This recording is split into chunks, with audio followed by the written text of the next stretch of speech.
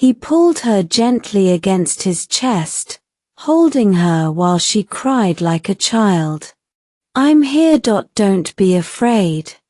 His voice came from above, steady and reassuring. It only made Ju Chiming cry harder. Sun Houchen, still pinned by the bodyguards, watched them, fury boiling in his veins. Fu Huaishan. Again. Why couldn't this guy just leave him alone? Ju Chiming had nothing to do with him. Yet he'd ruined Sun Houchen's plans twice now, and this time, he had the nerve to have him tied up in front of everyone. If he ever got free, he'd crush them both. He couldn't speak through the tape over his mouth, so he kicked his feet against the ground, trying to draw attention, but no one was looking at him. He didn't catch the crowd's attention, but he caught Fu Huaishan's. That handsome face was stone cold, radiating pure fury. A fire burned in his eyes that could set the whole wilderness ablaze. Sun Houchen. His voice cut like a winter wind, making everyone shudder. I let you go last time because Ju Chiming showed you mercy, but this time, no chance. He wasn't asking. He was telling. The moment he stopped speaking, the bodyguards started beating Sun Houchen. The crowd gasped, and no one expected Fu Huaishan to attack so openly right in front of the school gate, in broad daylight. People scrambled backward, terrified of getting caught in the violence. Fu Huaishan didn't care who was watching. He didn't hesitate. Right there in public, he struck without restraint, and no one dared to stop him. Not the security guards, not even the school official, who was already trying to slip out of sight. Back in the day, Fu Huaishan was known as the city's notorious troublemaker. Anyone who crossed him ended up in deep trouble, so who would be stupid enough to step in now and become his target? Maybe the principal could say something, but no one else had the guts. The beating went on for 10 minutes straight. Sun Houchen, his mouth taped, started with muffled whimpers. By the end, he was silent, his body swollen to nearly twice its normal size. Everyone stared at Fu Huaishan, their eyes filled with pure fear. Seeing Sun Houchen unconscious on the ground, a chill ran through them all. Ju Chiming stood to the side. There was no pity left in her eyes, only cold indifference for the man who had once hurt her. Drag him back, Fu Huaishan ordered, his voice icy and sharp. The bodyguards moved at once. They grabbed Sun Houchen like dead weight, dragged him across the ground, and shoved him into the trunk without a second thought. Fu Huaishan swept his gaze over the onlookers, his eyes as sharp as a hawk's. Forget everything he said just now, he announced loudly. Or I won't hesitate to come back here and handle things myself. The crowd exchanged nervous glances. The public threat sent a chill down their spines. And one more thing, he continued. You all know Teacher Ju's character, but if I hear anyone spreading rumors, don't blame me for my temper. With that, he took Ju Chiming's hand and led her into the car. The door closed, cutting them off from the outside world. He left behind a crowd of people he just publicly threatened, all staring at each other in stunned silence. Inside the car, Ju Chiming had stopped crying. She stared silently out the window. Fu Huaishan sat beside her without a word. He knew she needed time. After a long while, she'd calmed down enough to sit up straight. She looked at him, her voice weak. I didn't think you'd come, because this wasn't his problem at all. He'd helped her that day just because they knew each other. Anyone else would have left her to fend for herself. I came. I didn't take out the trash properly last time. So he got another chance to harass you. Since I started helping, I should see it through. Fu Huaishan's tone was light. His words made her heart skip. 1,000 thank yous wouldn't cut it. Fu Huaishan, about this, I don't know how to repay you. But if you name it, I'll do my best, she said, looking at him with determination. That was the only way she could ever repay him. Fu Huaishan looked at her, her eyes still red and swollen from crying, her nose a little pink. She actually looked kind of cute like this. He thought about it seriously, then patted the empty seat beside him. Then be my girlfriend. Huh. Don't get the wrong idea. He waved his hand quickly. My family's been pressuring me to get married, and I don't want to tie the knot anytime soon, so I want you to be my girlfriend. A fake girlfriend. As fake as it gets. He rushed to explain. Just to get my family off my back. And don't worry. It'll only be in name. I won't do anything you're not comfortable with. I promise. Hearing that, Zhu Chiming's racing heart finally settled.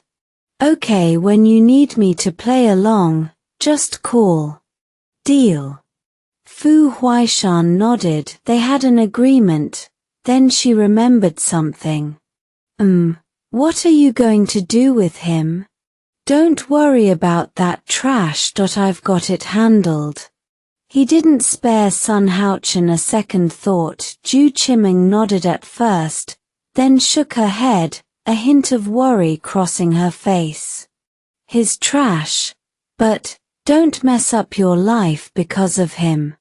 She was afraid that whatever Fu Huaishan did to Sun Haochen might come back to haunt him, and no matter how powerful his family was, she didn't want that to happen.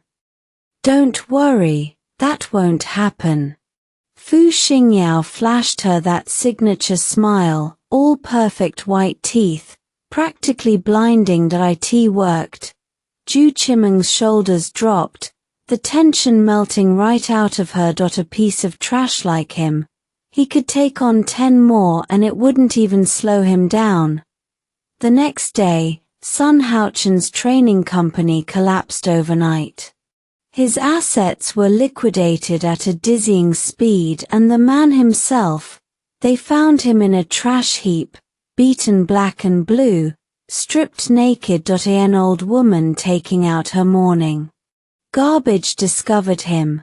She reached for her phone to call the cops, but he woke up and no sound came out. Frantic, he grabbed her leg and held on. She screamed. Within seconds, a crowd of early morning retirees swarmed around. They kicked and punched him until he was even more broken than before. By the time the police hauled him away, Fu Xingyao had already made sure he'd never see the outside of a cell again. When Zhu Chiming got to school, she still caught a few weird looks, but nobody dared spread rumors anymore. Nobody dared gossip. Fu Consortium. Fu Huaishan had just finished a meeting and walked back into his office. Li Jun followed him in with a report. Sir, Shen Wanzhong's men have been tailing the missus again, just following. Nothing more she knows about it. Ma Liu handled a few of them, beat them half to death, but they sent replacements the next day. The missus said to leave it alone for now, let her see what Shen Wanzhong is really after. Fu Huaishan's voice was calm. Do what she says, but make sure she's never in danger. Yes, sir. Li Jun placed a document on the desk. One more thing, Shen Corporation's latest financial statement. Fu Huaishan opened it and began to read. A long pause stretched between them. Then his deep voice cut through the office. The numbers here don't match what Shen Corp filed. Li Jun nodded. No, they don't. Shu's funds from M Country reached Shun's accounts a few days ago, but Shun Wanzhong didn't use the money for the partnership as agreed. They had people inside Shun Corp at every level. Nothing stayed hidden from them for long. Last month, Shun Corp rolled out a series of policies targeting us. The results were disappointing. Shun Wanzhong wants to keep pushing. Fu Huaishan said nothing. There was nothing to say. Almost no one in the business world could shake Fu Consortium's strategy, and Shun Wanzhong certainly wasn't the exception. He thought for a moment, then issued a string of orders. Do the following immediately. First, make sure Shu's people know exactly how their partnership funds are being spent. Second, investigate every asset movement Shun Corp has made. Third, I want Shun Wanzhong's recent movements and a full list of everyone he's met. Yes, sir. Li Jun bowed and left. Fu Huaishan stared at the financial report on his desk. His face, already cold, turned darker. A dangerous glint flashed in his eyes. Shun Wanzhong, you can play whatever business game you want, but if you touch my wife— His phone rang. He picked it up, and the ice in his eyes vanished. Hey, honey. What are you doing? Yang Zhu's voice came through, easy and bright. Just wrapped up a meeting. You? Just finished lunch. Have you eaten yet? She asked. A smile tugged at his lips. She was worrying about him. Not yet. You're not here, so no appetite. She laughed softly. You're such a clingy guy. Eat lunch now. Tonight I want to take you somewhere, okay? She'd overheard Luo Juncheng and Shangfu Muse talking about a new food street downtown, full of amazing snacks. All this time, he'd been the one taking her out. She wanted to return the favor. Sounds perfect. I'll pick you up after school. Deal. They chatted a little more, then hung up. He pressed the intercom. Have lunch sent up? Yes, Mr. President. The secretary's reply was immediate, but she couldn't help staring at the intercom. She'd been at Fu Consortium for nearly 5 years, and this was the first time the president had ever called down to order a meal. The company was always swamped with work. He never ate on time. What was different today? It was barely 12:15. She would never guess that the sudden punctuality came from one sentence spoken by the president's wife. That afternoon, during first period, Yang Zhu was in class when Liu Ting, her homeroom teacher, rushed in and pulled her out into the hallway. Yang Zhu, Captain Zhu is here. He says it's urgent, and your phone was off. Captain Zhu was a familiar face from national security broadcasts. Liu Ting had been a military buff her whole life, so she recognized him instantly. No introduction needed. Yang Zhu had silenced her phone during class. I know him, Ms. Liu. Where is he? In my office. Captain Zhu wouldn't come looking for her without a good reason. It had to be something with the website. I need to call Luo Juncheng. This might involve him. Go ahead, Liu Ting said without hesitation. I'll get him. She fetched Luo Juncheng, and the three of them headed to the office. Inside, Captain Zhu sat on the sofa, his face grim. Xu Shaonan stood nearby, sweat beading on his temples, tension radiating from every line of his body. Footsteps sounded. Captain Zhu stood. They entered. Captain Zhu glanced at Liu Ting. Ms. Liu, do you mind if I borrow your office? Oh, of course, it's all yours. She stepped out and closed the door behind her. Captain Zhu went straight to the point. Young Zhu, we've got trouble. We need your help. Is it the site?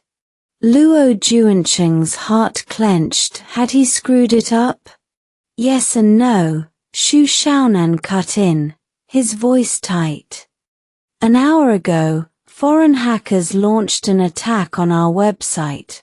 The security system held they couldn't break in, but now they're starting to copy the entire website. We can't stop them. By the time Xu Xiaonan finished explaining, his voice was barely a whisper. The humiliation burned, all those years of training, and he was completely useless. Ji Hongxian. Yun Shu's voice dropped low. On it, boss. Ji Hongxian yanked out his laptop, set it on the coffee table, and sat cross-legged on the floor. He logged in fast. Yun Shu glanced at Han Duer's office computer and frowned. The hardware was painfully slow. Yun Shu, take mine. Xu Xiaonan slid his own laptop toward her. Fine. She grabbed it and sank onto the sofa. They both logged into the site and assessed the damage. Exactly what they'd feared. Whoever was on the other side was ripping through the website at full speed, downloading everything, siphoning every scrap of data inside. Yun Shu's head snapped up. Her eyes locked onto Xu Xiaonan like a blade finding its mark. Her voice went cold. How much did you already upload? Xu Xiaonan flinched under the sudden pressure. He stammered, most of it. The site's running great, and the training exercise is right around the corner. We've been grinding on it for days. They'd almost finished when the attack hit. Yun Shu gave a single nod, her face blanked. No words. Then Ji Hongxuan's voice cut in, tight with strain. Boss, I can't keep up. They're copying way too fast. He didn't even look up, his fingers never stopped hammering the keyboard. Yun Shu's expression hardened to ice. Stay with me. Got it. In that instant, the whole office seemed swallowed by something unseen. The quiet space shattered into a storm of keystrokes, sharp, relentless, like a barrage of gunfire on the front lines. The room heated up. The air thickened. Tension pressed in from all sides. Li Jun watched in silence, his eyes fixed on Yun Shu. A tangled knot of hope and dread churned in his chest. He cursed himself silently. If only he'd managed to recruit the operative codenamed Number 1. They wouldn't be in this nightmare. He'd seen Number 1's skills up close. Top tier. And that guy knew exactly how to dismantle dirty attacks like these. It wasn't a shortage of military talent. But fighting foreign hackers was a different war entirely. Orthodox methods against every cheap trick in the book. Those overseas criminals didn't play fair. No rules, no warnings. For anyone trained by the book, it was a waking nightmare. Li Jun couldn't stop thinking about Number 1, but wishing was useless now. All he could do was stand there and pray Yun Shu could work a miracle. Xu Xiaonan watched them work, his heart lodged in his throat. He logged into the site on Han Duer's clunky machine. The specs were garbage, but it was enough to monitor. He just hoped he could jump in if they needed backup. The keystrokes hammered on, steady as rainfall. 15 minutes straight. Ji Hongxian was completely locked in, but this kind of high-speed, high-intensity grind pushed anyone past their limits. He was right at the edge. His back was drenched. The school uniform plastered to his skin. Dark patches of sweat spread wider by the second. Even so, his focus didn't waver. His eyes never left the screen. Yunshu didn't spare him a glance, but she could read him through the rhythm of his typing alone. He was done. 1 more minute and he'd hurt himself. Ji Hongxian, stop. Her voice sliced through the room like a general's command, absolute. Unbreakable. He froze instantly, his hands were cramping uncontrollably. Veins bulged along his fingers and forearms, twitching. A brutal sight from overuse. Ji Hongxian turned to face her, guilt flooding his expression. Boss, I'm sorry. I still can't match your speed. His voice came out low, heavy with self-blame. Yunshu didn't look at him, her eyes stayed locked on the screen. Don't sell yourself short. Nobody under my command is ever weak. It was arrogant, deadpan, like a god of war stating a simple fact. The words hit Ji Hongxian like a lightning strike, cutting straight through the darkness in his chest. His eyes lit up. Yeah. I'm not weak. Can I take over for him? Xu Xiaonan spoke hesitantly, watching Yunshu with open concern. She was the only one still moving now. He was terrified she'd burn out, just like Ji Hongxian. Not necessary, almost done. She said it like it was nothing short simple, but it landed like the first crack of dawn, hope blazing where only darkness had been. The other three practically vibrated with adrenaline. Li Jun, Xu Xiaonan, and Ji Hongxian all moved at once, crowding around her, eyes wide, watching her work. If Ji Hongxuan's hands had been fast enough to leave after images, Yunshu's speed was something beyond sight entirely. Without the sleeve of her school uniform whipping back and forth, they'd have sworn her hands weren't moving at all. Ji Hongxian had thought he'd already seen her fastest, but now, staring at the screen, he realized the truth. Everything before, just her first gear. Compared to what she was showing now, it was like measuring a puddle against the ocean. Li Jun stood in silence. But the shock hit him just as hard. He'd come to Yunshu only because the site belonged to her. He'd hoped she could think of some way to stop the attack. He never expected this. This young woman was something else. Practically a miracle in motion. Xu Xiaonan gaped, equally stunned. But then something clicked behind his eyes. His gaze kept darting between the progress bar on the screen and Yunshu's flying fingers. Slowly, an answer began taking shape in the back of his mind, hovering there, right on the verge of revelation. Her finger hit the final key, and Yunshu went still. She pulled her hands off the keyboard. The room fell silent. Master, is it done? Li Jun's voice cut through the quiet, a tremor barely hidden underneath. Did you get them? Xu Xiaonan asked, just as unsteady. How'd it go, sister-in-law? Ji Hongxian leaned in, urgent. Yunshu looked up at the three of them and smiled, barely. Yeah.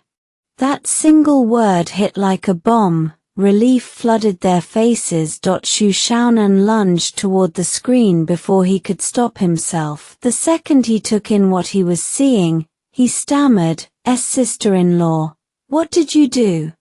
He blinked hard, sure his eyes were playing tricks on him. Transfers were flying across the screen in rapid bursts. Top left corner, the opponent's balance was shrinking, and Yunshu's balance kept climbing. She hadn't just stopped their attack, she was robbing them blind. It happened so fast. No one had time to react. Anyone who messes with my sight is going to bleed. Her voice was calm. Ice cold on the other end, they were teetering on the edge of total collapse. The website and data they'd spent so long copying never made it through the transfer. Yunshu had wiped it clean. Worse, she'd cracked open their own vault. They watched their balance drain, furious, throwing every trick they knew at it. Nothing worked. All they could do was stare, helpless, as the number hit 0. "Those funds are mine." Yunshu's voice was crisp, her eyes locked onto Li Jun with zero hesitation and zero room for negotiation. Li Jun broke into a grin. "Of course they are, sis-in-law. That money from the overseas hackers was dirty. By normal rules, it should have been handed over, but with Yunshu, rules didn't apply. That if she said it was hers without her. They'd have lost way more than just money. Consider it her cut. Li Jun was perfectly happy to pretend he hadn't seen a thing. Ji Hongxian jumped in, buzzing. "My master is a beast." But Shu Shaonan suddenly walked straight up to Yunshu, staring at her with dead seriousness. "You're the legendary hacker, aren't you?" His voice was heavy with conviction. This question meant everything. Yunshu looked at him, silent. Her dark eyes were cool and deep, impossible to read. Shu Shaonan pressed harder, words coming faster now. "I've studied the legendary hacker's methods. You just used them." He sounded almost afraid she'd deny it. Li Jun's heart jolted. Shu Shaonan wouldn't say that without proof. "Sis-in-law, you're really the legendary hacker?" Ji Hongxian had no clue what that even meant. He just looked back and forth between Shu Shaonan and Yunshu, completely lost. Yunshu's gaze swept over both of them. The corner of her mouth lifted in a ghost of a smile. She leaned back on the sofa, crossed her legs, perfectly at ease. "Guess you found me out." Her voice was flat, stripped of emotion, but the words hit like a thunderbolt. Li Jun and Shu Shaonan both froze. "Sis-in-law, you're really the legendary hacker?" Li Jun needed to hear it again. "The real deal." Simple, direct. Oh, hell. What was he supposed to do now? Li Jun felt like dying. He'd poured resources into tracking the legendary hacker's address, sent an entire team, hoping to recruit her. He'd even been ready to use force if the gentle approach failed. And now he finds out the legendary hacker is Yunshu, his bro's wife, his sister-in-law. The sky was falling. How did one person screw up this badly? Forget Brother Cheng's temper. If Yunshu ever decided to hold a grudge, killing him wouldn't be out of line. She looked at him with amusement flickering in her eyes, and a chill shot straight down his spine. "Ah!" Li Jun forced himself to look away, suddenly fascinated by the window. "Legendary hacker, I mean, sis-in-law, would you take me as your disciple too?" Shu Shaonan jumped in. He puffed out his chest, radiating confidence.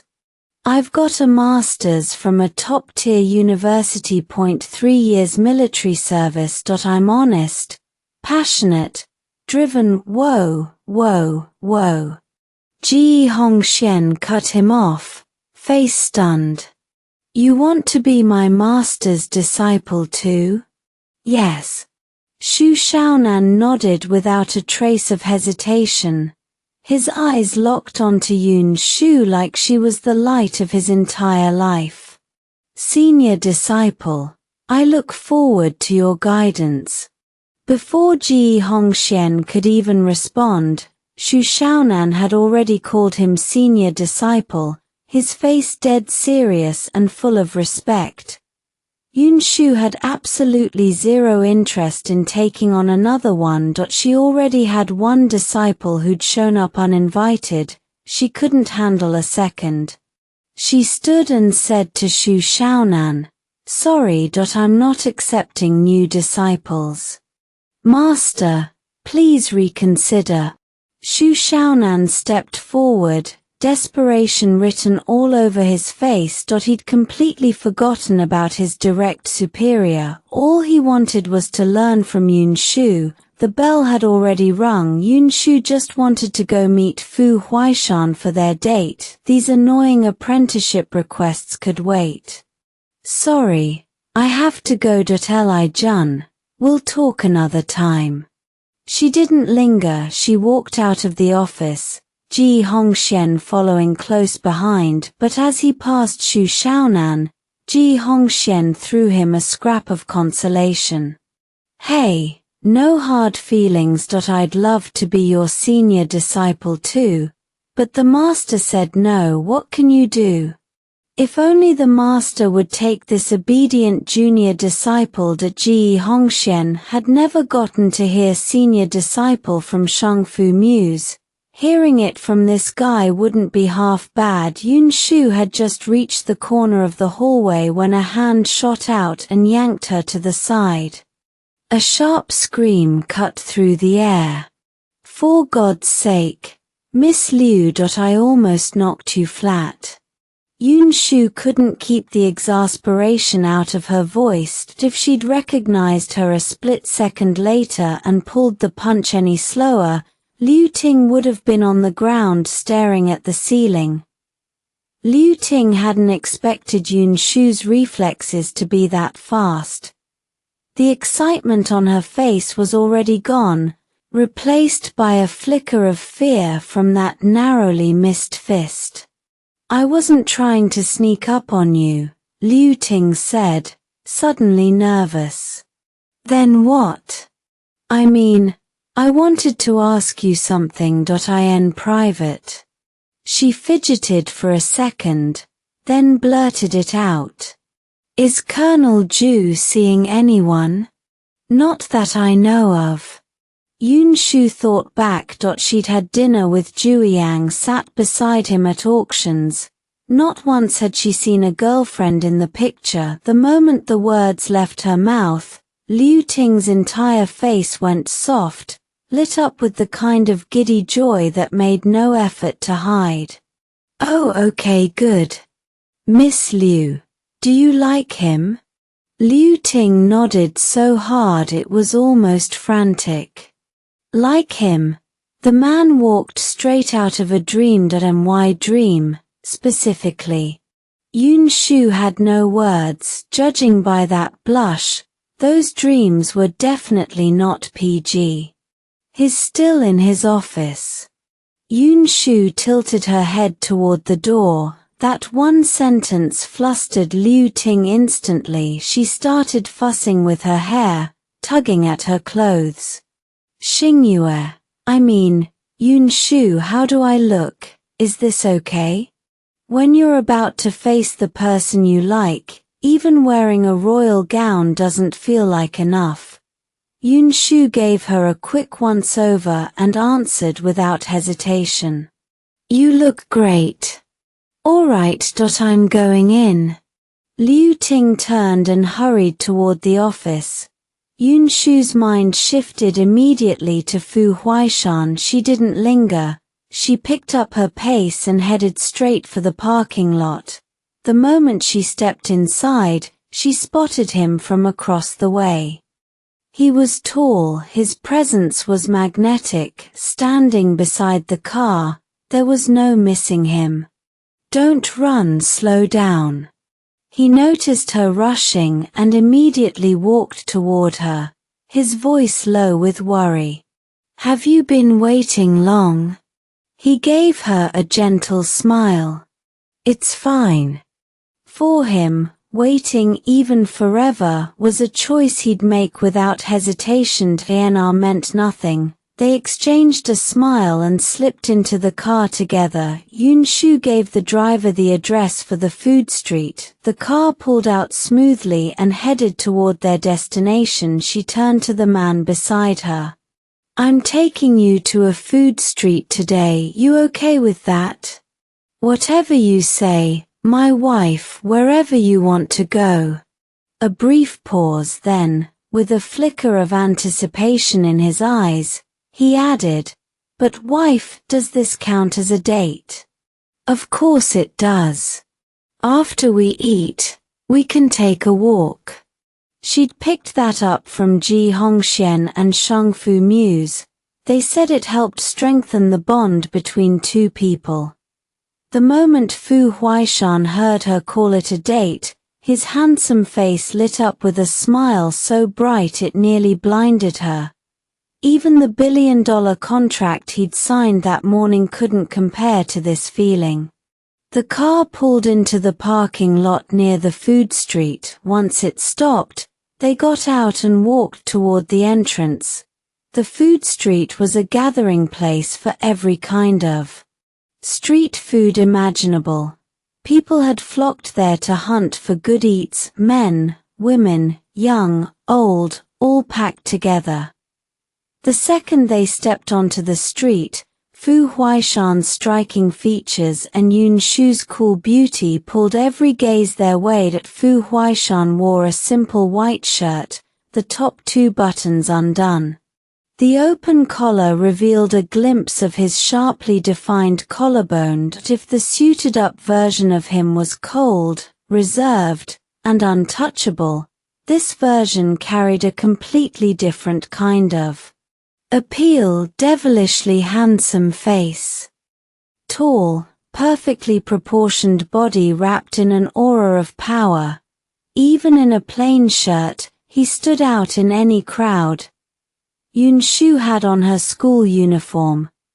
The scars on her face were completely gone now. With time and proper nutrition, her delicate features had emerged, revealing her stunning beauty. Her expression was cool, but the perfect lines of her face made it easy to imagine how breathtaking she'd be if she smiled. The two of them walking together was the very definition of a match made in heaven. The already crowded food street slowed to a crawl as people passed by them, but neither of them cared.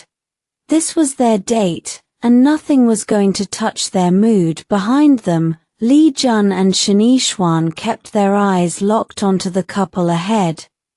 They didn't dare blink, terrified of losing sight of them.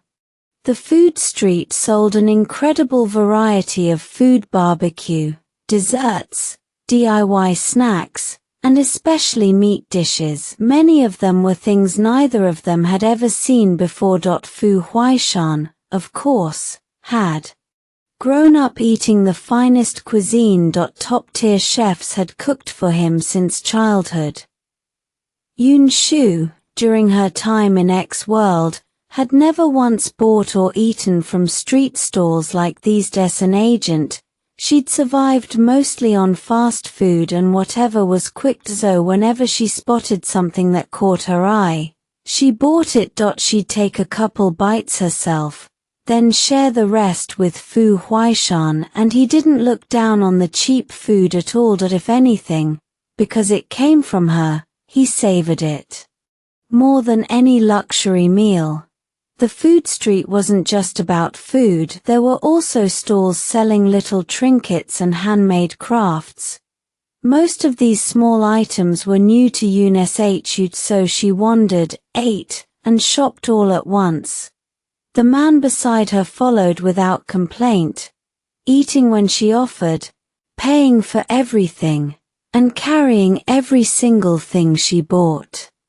They made their way from one end of the street to the other. Even with Yun Shu's solid appetite, she finally reached her limit. Fu Huaishan, are you full? He'd eaten mostly her leftovers, but there had been a lot of them. He was full too. He nodded. I'm full. Yun Shu pointed toward the park at the opposite end of the food street. Come on. I'll take you to the park. Shangfu Muse had told her about it. The park across from the street was newly opened, with hardly any people, perfect for holding hands. Okay. He nodded, fully cooperative. Right now, if she'd told him she wanted to take him up to the sky, he would have followed without a second thought. The park was brand new, most people didn't even know it existed yet, so it was practically empty. They strolled through the park, chatting as they went, occasionally picking up one of the little knickknacks they'd bought and fiddling with it. Time seemed to slow down around them. Finally, no more shoving through crowds. Shanishwan let out a long, relieved sigh. The food street had been packed. A place like that was crawling with potential trouble. Fu Huaishan and Yun Shu could both handle themselves, there was no doubt about that, but as their personal assistants and bodyguards, Li Jun and Shanishwan still couldn't stop worrying. Li Jun, are Shanishwan's men still tailing Madam? Liu Ting asked. Li Jun gave a short nod. If I ever get bored, I'll swap jobs with you. Liu Ting rubbed his hands together. Li Jun shot him a flat stare. If you're itching for a fight, go join Madam for morning training. Hell no. That's not training, that's a one-sided beatdown. He wasn't stupid. Li Jun was in better shape than him, and even he came back bruised after sparring with Yun Shu. If Liu Ting went, he'd crawl back to the office half dead. Then a sly grin crept across his face. Think of it this way, Li Jun morning training with Madam sharpens your skills. Don't let a golden opportunity like that slip away. Li Jun ignored him and strode off. Liu Ting shrugged and followed. In a corner of the park, a crew of thugs huddled together. Boss, what do you think? One of the younger thugs grinned at the Mediterranean man, who was sprawled across a stone bench with his legs crossed and a cigarette dangling from his lips. The boss scanned the area, then nodded. Not bad. This turf's got profit written all over it. The thug beamed. Right, boss, we shake down all the lovebirds who come here to make out, and if we spot a pretty girl, he flashed a greasy smile, kill two birds with one stone. The Mediterranean man's face darkened. Another thug, sharper, jumped in fast. Liu, you forgetting who runs this crew? Any good-looking chick goes to the boss first. You planning a mutiny? Hearing his trusted guy voice exactly what he was thinking, the boss nodded with satisfaction. Liu dropped to his knees, shaking. Boss, I swear I didn't mean it like that. You gotta believe me. If I had that thought, may I die a miserable death. He jabbed a finger at the sky. The Mediterranean man's expression softened. All right, I believe you. Get up. Thank you, boss.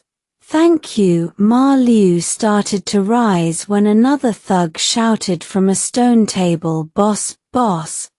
Couple heading this way. Wanna make our first score today? Every head turned. Sure enough, Fu Huaishan and Yun Shu were walking straight toward them. Boss, that chick is smoking hot. And in a knit set with pointed flats, she's gotta be the innocent type. Let me grab her for you, help you relieve some stress? Ma Liu was already sizing Yun Shu up, desperate to prove his loyalty. Hey, the guy's not bad looking either. Second brother likes that type, right? Another thug sneered. Second brother was the Mediterranean man's younger brother. Gay. The boss looked them over. The couple was stunning. He flicked his cigarette to the ground. Let's move. Boss is gonna get his first score today. The thugs whooped. First score. The Mediterranean man led 3 or 4 goons toward Fu Huaishan and Yun Shu. They swaggered up, and with a wave of his hand, they encircled the couple. Yun Shu and Fu Huaishan exchanged a glance, faces calm. Neither said a word. Hey, this park's under my rule. You wanna get cozy here, you pay your debts. The Mediterranean man leered at Yun Shu. Debts? Fu Huaishan's voice dropped to ice. Yeah, unless you can pay with your bod, you're asking for death. Before the man could finish his filthy suggestion, Fu Huaishan's command cut through the air from the shadows. Li Jun and Liu Ting burst forward, one from each side. 2 kicks landed. The Mediterranean man flew nearly 30 feet, blood spraying as he crashed to the ground. His thugs never even saw where the two came from. By the time their brains caught up, Li Jun and Liu Ting were already on top of them. Not one of them got the chance to beg before they were left permanently speechless. Those thugs never imagined their first score would leave them crippled for life. Hey, where'd the young master and madam go? Liu Ting scanned the area after stringing the thugs upside down from a tree. Fu Huaishan and Yun Shu were gone left.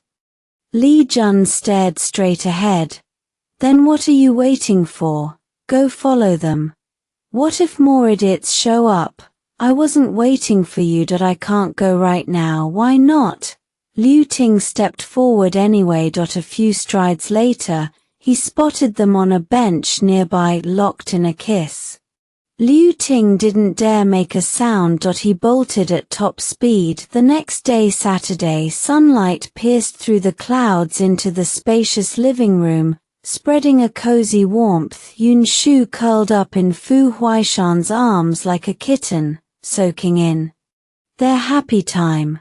They wore matching couple loungewear, same color, same style. Her gaze was fixed in the distance, completely absorbed. Fu Huaishan held her tenderly, occasionally reaching over to feed her something. The silence between them needed no words. Just being there was enough. The whole living room radiated contentment. Then the maid stepped in. Young master, Master Ji is here. Fu Huaishan didn't look up. We're busy. Tell him to leave. The maid glanced awkwardly at Ji Hongxian, offering a strained smile. Ji Hongxian stepped forward, his voice edged with complaint. Young master, madam, I'm already here. The look Fu Huaishan gave him said everything. Can't you see whether we're busy or not? Yun Shu sat up straight. As the warmth slipped away, Fu Huaishan finally fixed his gaze on Ji Hongxian. The blame in his eyes was unmistakable. Something. Fu Huaishan's voice dripped with contempt. Shanixuan stepped forward, pulled a check from his jacket, and handed it to Yun Shu. Sister-in-law, you saved me yesterday. A small thank you, please. She glanced at the amount. 20 million. Her eyebrow arched. This wasn't a thank you, this was an apology. He'd tried recruiting her, tracking her location, even threatening her. She'd seen through every single move. And yesterday, after he spotted her at the school, today he showed up with a check. Fast work. Yun Shu took it without pause. All right, got it. The moment her fingers closed around it, Shanixuan let out a breath he hadn't realized he'd been holding. Fu Huaishan had seen the number 2. His voice chilled. Next time you need your sister-in-law's help, double it. Shanixuan eased back as Xu Zhongyuan set tea in front of him. He took a sip. Of course, brother Huaishan, your wife has skills money can't touch. With Yun Shu's personality, if she wasn't willing, no fortune on earth would earn you even a glance. Alright. We're busy, you should go. Fu Huaishan didn't soften the dismissal. It was the weekend. Yun Shu had no class. For once, he had no meetings, no calls, nothing to handle. He wanted quiet time with her. No interruptions. Yun Shu actually blinked at his bluntness. Shanixuan muttered under his breath, Brother Huaishan, you're way too eager. Once the living room was theirs again, Yoon Shu spoke. Don't you think that was a little harsh? No, they had grown up together. He knew every one of them inside and out. Fine, you're brothers, your call. Yoon Shu settled back against Fu Huaishan's chest. Alone with her now, the CEO's lips curved into a smile he couldn't seem to stop. As soon as he left Fu Huaishan's villa, Shen Yixuan messaged Jueyang. Now I get what you meant about brother Huaishan having no eyes for anyone except his woman. He'd barely set the phone down when a new message buzzed through from Mu Yun at the academy. Shen Yixuan, do you have time today? There's something regarding you I'd like to discuss in person. His sister-in-law's teacher. Yesterday, she'd been interrogating him with military questions. What now? He typed back. What kind of matter, Mu Yun? The kind you only say face to face. Shen Yixuan. Where? Mu Yun. A coffee shop on Central Street. Shen Yixuan. Fine. In the basement of a villa on the city's outskirts. The air sat thick with chemical fumes. Dr. Leon stood at the lab table, carefully drawing the solution he had prepped the night before into a clear syringe. The liquid glowed an unnatural electric blue, as if it held some volatile secret nearby. Shen Wanzhong watched the syringe with a fixation that bordered on obsession. To him, that blue fluid wasn't just a compound, it was the key to everything he wanted. Dr. Leon capped the filled syringe, and together they left the basement, riding the elevator up to the villa's third floor. Unlike the polished luxury of the lower levels, the third floor was a raw, unfinished shell. Concrete dust coated the floor. Scraps of construction debris lay scattered everywhere. They picked their way across the mess and stopped in front of a room. A burly bodyguard pulled the door open. The stench of decay hit them immediately. Another unfinished room. In the center sat a large bed. Its sheets, once white, had gone a filthy gray-black, and on that bed lay a woman. Ju Chiming. Her lifeless eyes stared at the ceiling, her soul long gone. Her arms and legs were bound to the bed's four corners, leaving her completely helpless. Only a few tattered strips of cloth covered her. Bruises and raw wounds mottled every inch of exposed skin. Prolonged, brutal torture, no other way to describe it. Ju Chiming didn't react to their footsteps. Her focus never left the ceiling. Dr. Leon walked to her side, pulled an alcohol swab from his coat, and cleaned a spot on her arm. Then he pressed the needle in and emptied the syringe. All of it. The blue liquid vanished into her body. Shen Wanzhong watched, breath held, afraid to blink. When Dr. Leon pulled the needle out and stepped back to the foot of the bed, Shen Wanzhong's heart slammed against his ribs. He clenched his fists, waiting for good news. Seconds dragged. After about a minute, Ju Chiming finally stirred. A tea first. Only a faint tremor ran through her. Barely visible, but as the seconds stretched, the trembling intensified until her entire body convulsed, like she'd been hit by a live current. Dr. Leon, is this normal? Shen Wanzhong asked. Leon's expression darkened. He gave a nod, then shook his head. Before Shen Wanzhong could ask what that meant, Leon shouted, "No." The instant the word left his mouth, Ju Chiming's body collapsed. Blood gushed from her mouth and nose, soaking into the sheets beneath her. Then blood began trickling from her ears and eyes. A horrifying, impossible sight. Leon rushed forward, but by the time he reached her, Ju Chiming had already stopped breathing. Shen Wanzhong stepped closer, unable to accept that after all the waiting, this was the outcome. Dr. Leon, did it fail? Ju Chiming was nothing more than a lifeless object at his feet now. Her fate didn't interest him. Only the experiment mattered as far as he was concerned. She'd been dead for a long time already. Failed. Dr. Leon's voice barely came out, but inside, his mind raced. He'd tested this formula on countless rats. Even when it failed, he had never seen anything close to this level of catastrophic breakdown. He bent down, carefully studying where blood had seeped from her body's orifices. Dr. Leon wiped a smear of blood from the corner of Ju Chiming's mouth with a gloved finger, lifted it to his nose, and inhaled slowly. He frowned. "Know that smell?" He straightened, gaze cutting to Shanishwan.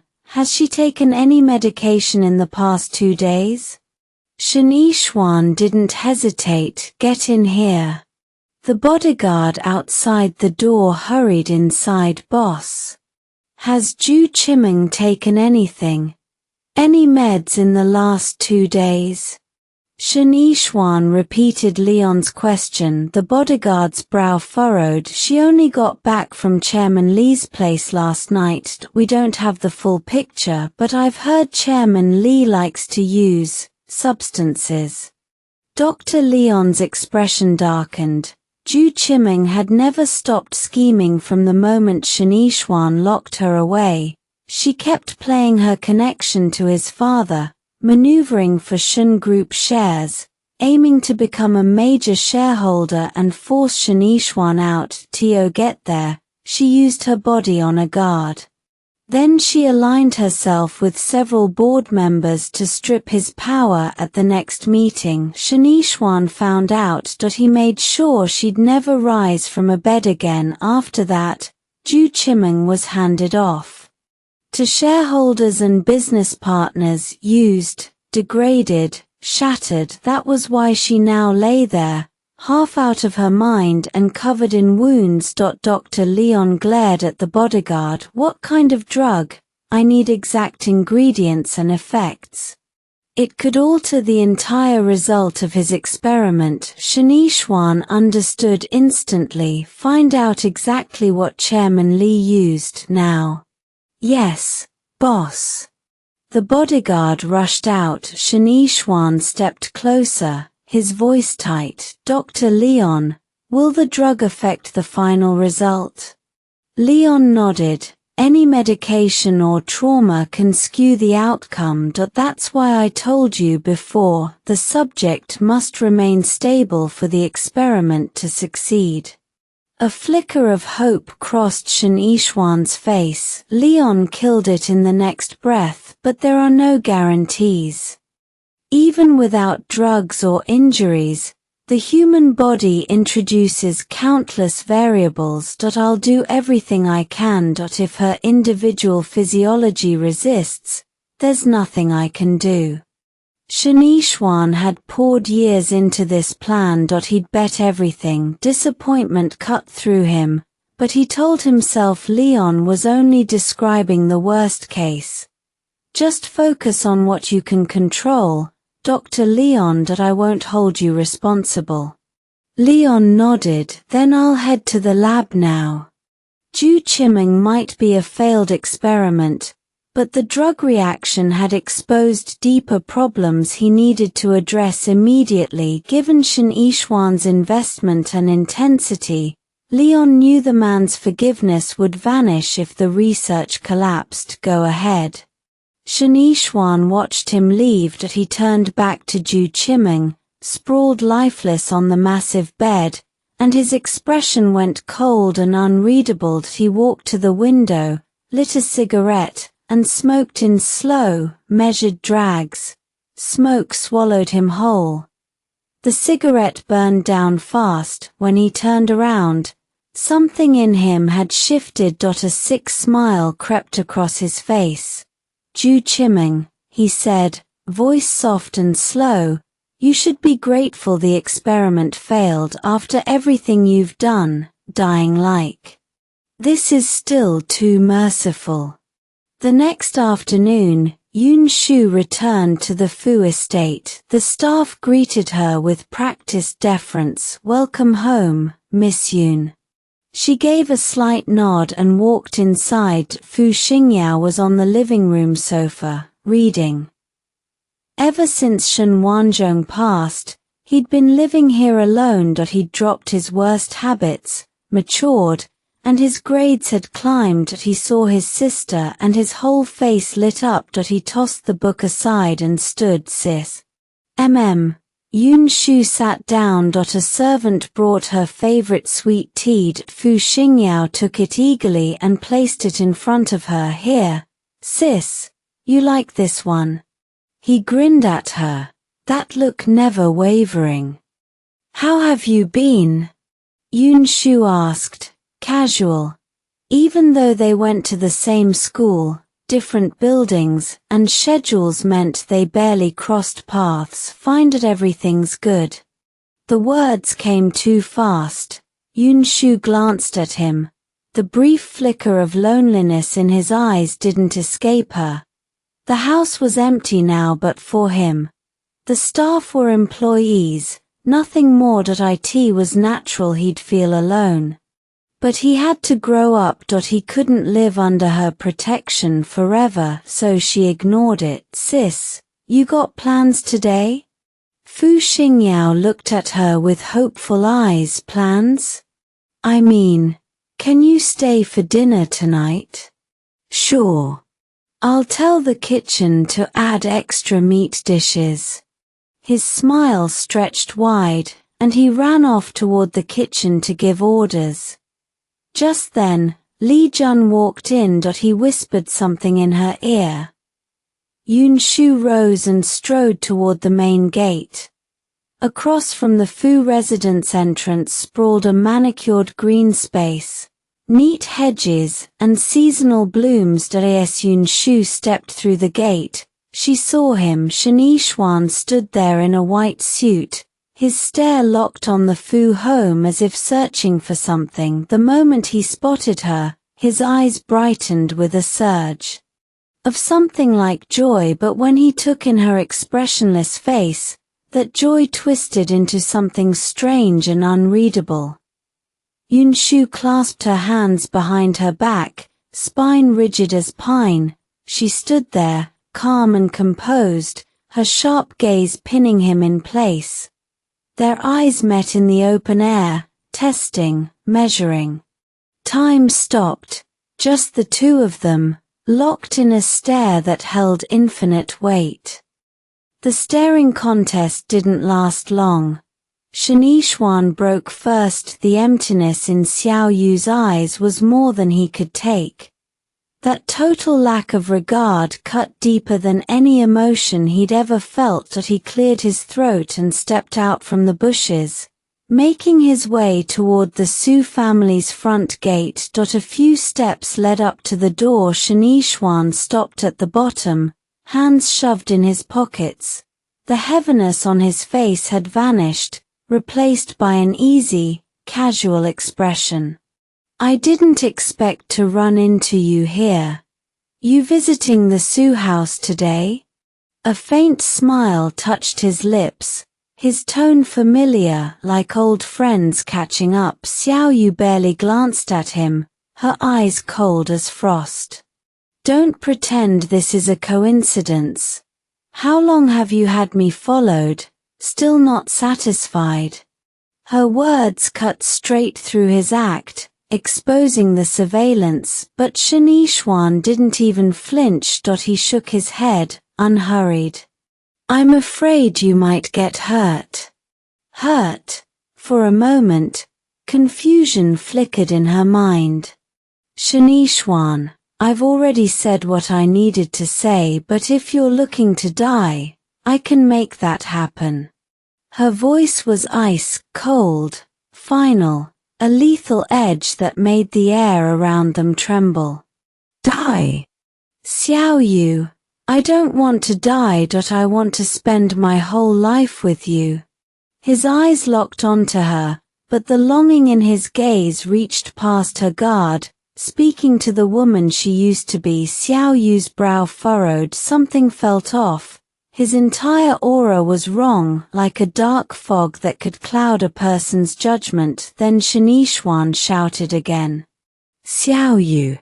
The cry hit her like a thunderclap. Her body jolted, and a wave of inexplicable irritation surged through her. You're asking for it. Swallowing the irritation, she lunged at him like a provoked lioness, her fists hammered into his face in a storm of raw fury. Then her legs snapped forward, kicking him without mercy. The relentless, fluid assault caught Shanishwan completely off guard, that he couldn't mount any defense. With the final kick, he crashed to the ground. His body hit the pavement with a dull thud, and a coppery taste flooded his throat. Xiao Yu stood over him, looking down. Her face was veiled in a bloodthirsty aura that chilled the air. Those beautiful eyes blazed with a fire that could consume him whole. Shanishwan, you were the one who wronged her first. Without you, none of this would have happened. Come at me with that fake devotion again, and I won't hold back. Each word dripped with a rage that could destroy. She turned and walked away without looking back. Shanishwan lay on the ground, battered and bruised. He pressed a hand to his aching chest and murmured, Xiao Yu, soon I'll make everything right. Wait for me, wait for me. That night, Xiao Yu was already asleep. Fu Xingyao gently pulled the blanket up over her, then slipped out of the bedroom. The study was silent, heavy with tension. Even breathing felt muffled. Elijun stood rigidly by the desk, his posture stiff under the lamplight. Fu Xingyao sat behind the desk, his face a mask of ice-cold composure. Elijun reported what had happened that afternoon outside the Su family home. As he spoke, Fu Xingyao's expression darkened. His fists clenched unconsciously, veins standing out on the backs of his hands. When Li Jun finished, the air in the study seemed to thicken under the weight of his fury, a barely contained storm. Just then, Ma Liu hurried in. Boss, we just got word Shen Yishuan brought Dr. Leon, the ghost doctor, into the country. Ma Liu's face was grim. Dr. Leon was notorious in southern M country. His research focused on bizarre, macabre subjects, but his medical skills were terrifyingly advanced. That's how he'd earned the nickname Ghost Doctor. Years ago, he'd caused multiple bloody incidents back home. After being put on the wanted list, he'd fled the country illegally. Now Shanishwan had brought this dangerous man back. Clearly, he was plotting something dark. We haven't located his hideout or determined his reason for returning yet. Fu Xingyao's mind connected that to the conversation Xiao Yu had with Shanishwan earlier that afternoon. A knot of unease tightened in his chest. His dark eyes narrowed, his handsome face turned grim, and an icy, explosive aura radiated from him. Mobilize every man in the group to find the ghost doctor. Anyone who gets in the way, don't hold back. I want the Shen Corporation erased from the capital within a week. Li Jun and Ma Liu exchanged a look, feeling the full force of his wrath. Yes, sir, they answered in unison. Fu Xingyao's gaze swept over them, sharp as a hawk's. Starting tomorrow, the two of you will protect my wife with your lives. Yes, sir, they echoed. They understood exactly what Xiao Yu meant to Fu Xingyao. This mission could not afford a single mistake. Shaking off the frost of his anger, Fu Xingyao returned to the bedroom. He gathered her warm body into his arms and pressed a soft kiss to her forehead.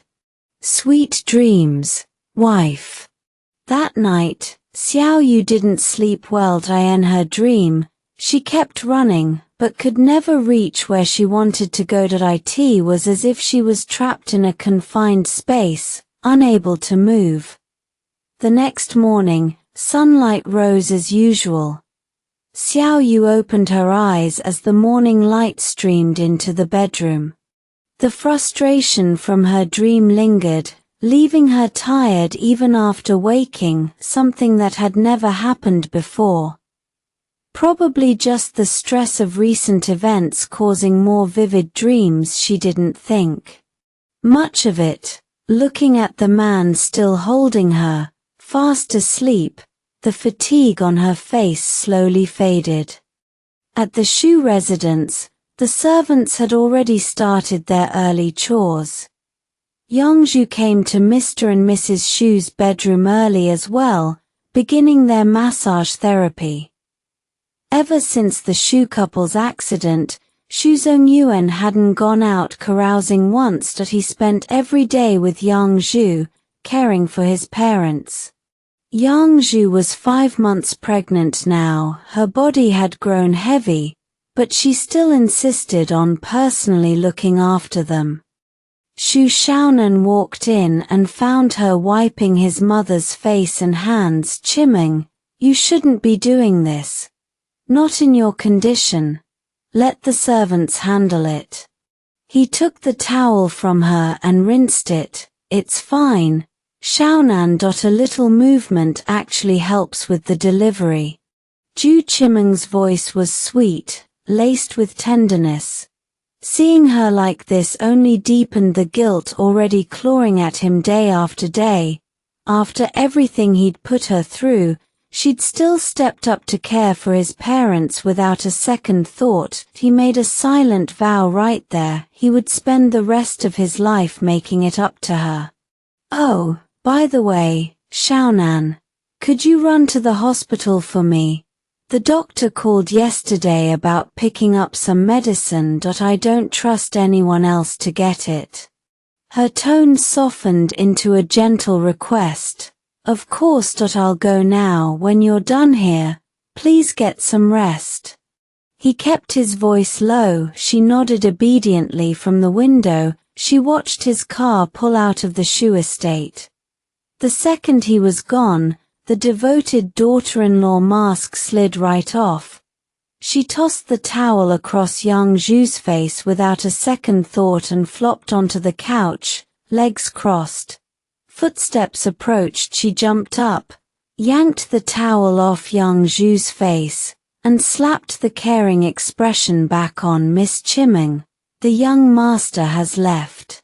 A maid stepped inside. Ju Chiming dropped the act the moment she saw who it was. She sank onto the sofa, pointing a finger. Didn't I tell you? When nobody's around, you call me madam. The maid glanced nervously toward the bed where Shu's parents lay. The hesitation was obvious. That hesitation lit a fuse. Ju Chiming stood, jabbing a finger at the maid. What are you looking at? You think those two vegetables can hear me? Let me make this clear. From now on, I run this house, so you'd better get with the program. You got that? The maid trembled. She was new, hired only a few months back, and she still remembered the time Yangzhu had docked half a month's pay for sloppy work, money her child needed for treatment. That grudge had festered. A week before everything fell apart, Ju Chiming had tossed her a few old clothes while she was cleaning the closet. She'd sold them for cash. That was how she got roped in, passing messages, picking up medicine. But now, with both of Shu's parents comatose, the fear of being found out as an accomplice gnawed at her every single day. After long nights wrestling with her conscience, she had made a decision today. She'd come to resign. Madam, I need to tell you something. The maid's voice shook. Ju Chiming basked in the title, her mood light. What is it? It's just, my child is sick. I have to go home and take care of them. So, I'd like to resign. The smile vanished. Resign? Why yes. Ju Chiming circled the maid slowly, eyeing her from head to toe. You don't want to resign. You're scared that when this all comes out, you'll be held responsible. The maid dropped to her knees, tears streaming. Please, madam, show mercy. I'm just a worker. I helped you before. Please let me go. I have a child. If you let me resign, I'll leave the capital and never come back. I'll forget everything. I'm begging you. Her sobs turned into a desperate plea. But Ju Chiming had never been merciful. She hadn't cared when her own brother begged for his life. Why would she care about a maid? Fine. Go. Ju Chiming smiled, a smile soaked in poison. The maid froze, shocked, then bowed repeatedly. Thank you, madam, thank you. Don't thank me yet. The moment you step out that door, I'll have someone bring your child here. You know I can do it. Ju Chiming spoke slowly, each word a shard of glass. The maid's legs buckled, and she collapsed again. She knew Ju Chiming meant it.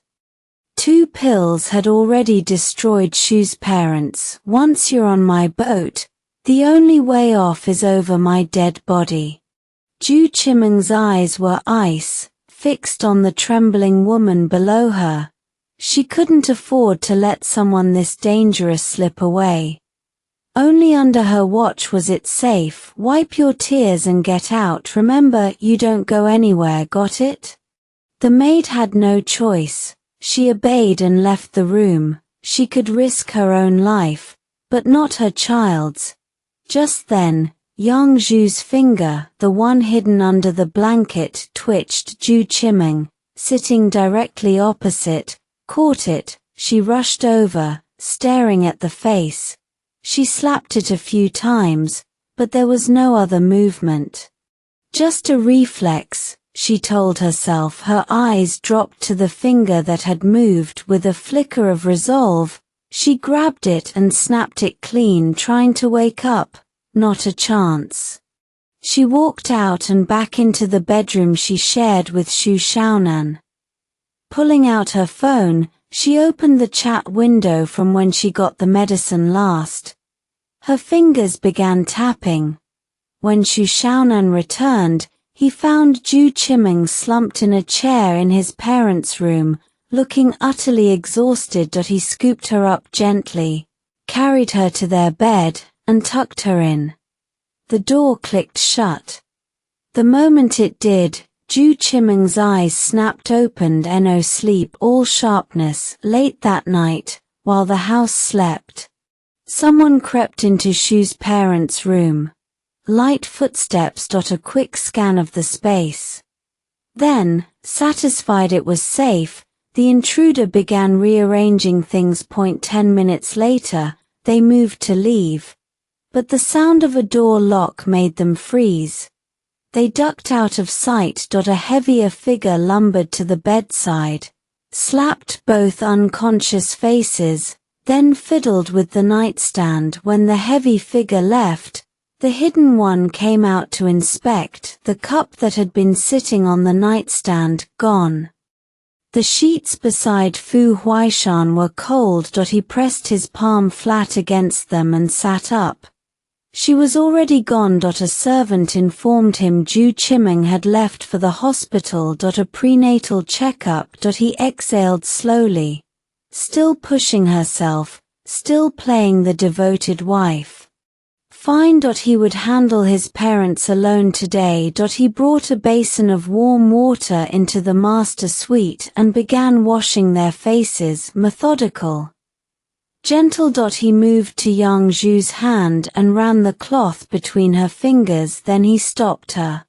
Index finger was swollen, badly, and the swelling had a wrongness to it, a heat that wasn't normal inflammation. He reached for his phone. His hand closed on nothing. He'd left it in his bedroom. The door creaked open behind him. The maid froze mid-step. The same one Ju Chiming had threatened the day before. She recovered fast and lowered her head. Young master. Fu Huaishan didn't look up. Good timing. My phone's in my room. Bring it here. Right away.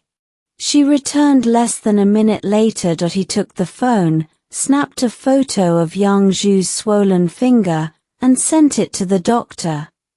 Then he called him. The maid stayed by the door. She listened to his side of the conversation, her expression blank. She watched tension carve deeper lines into his face.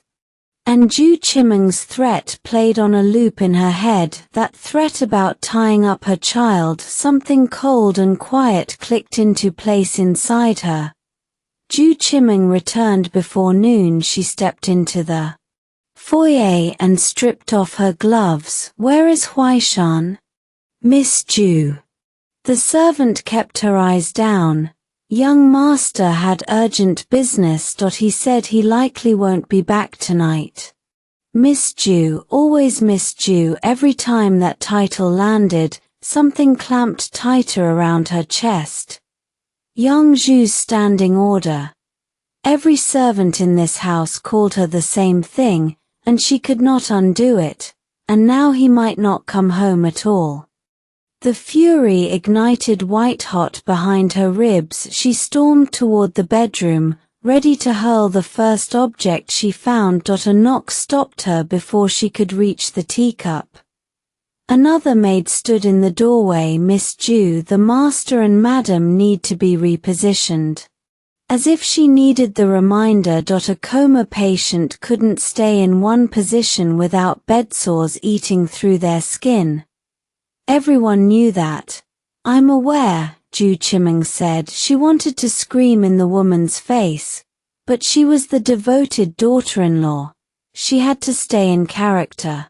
She swallowed the fire and walked to the couple's room. They lay motionless. As always, she locked the door behind her hard. Then she went into the bathroom and came back carrying a bath towel, thick and heavy, folded tight around something solid. She walked straight to Yang Zhu's bed. Reposition you. Let me show you how I do that. She swung the towel down like a club. Yang Zhu's body jolted against the mattress. Hang in there, Yang Zhu. Live a nice long life. If you go too soon, who am I supposed to take this out on? Each blow made the unconscious woman's limbs jump. The force behind them was vicious, shoulder deep, no restraint. Then Zhu Chimeng turned. She crossed to the other bed and looked down at Xu Zhongyuan. You too deserve to die, but don't expect it to be quick. Her voice was almost conversational. If you'd never tried to throw me out, we wouldn't be standing here. You're my child's grandparents. But you pushed me first, so don't blame me. Blame yourselves. She raised the towel again. I'll take you apart one piece at a. The door crashed against the wall. Zhu Chimeng nearly jumped out of her skin. She shoved the towel behind her back and spun around. Huaishan, I thought you'd gone out. Her voice tripped and tangled in her throat. His face stopped her cold. He crossed the room in 3 strides and seized her by the neck. His fingers locked around her throat. Every muscle in his body was a live wire. The urge to end her was not a thought. It was a physical thing. Her airway shut, her eyes bulged. She clawed at his arms. His grip didn't loosen. Her vision doubled, bled together, went grey at the edges. The room dimmed. She was certain she was about to die. Ice water hit her face and soaked straight through her blouse. Zhu Chimeng gasped herself back to consciousness. Fu Huaishan stood above her, fury blazing red in his eyes.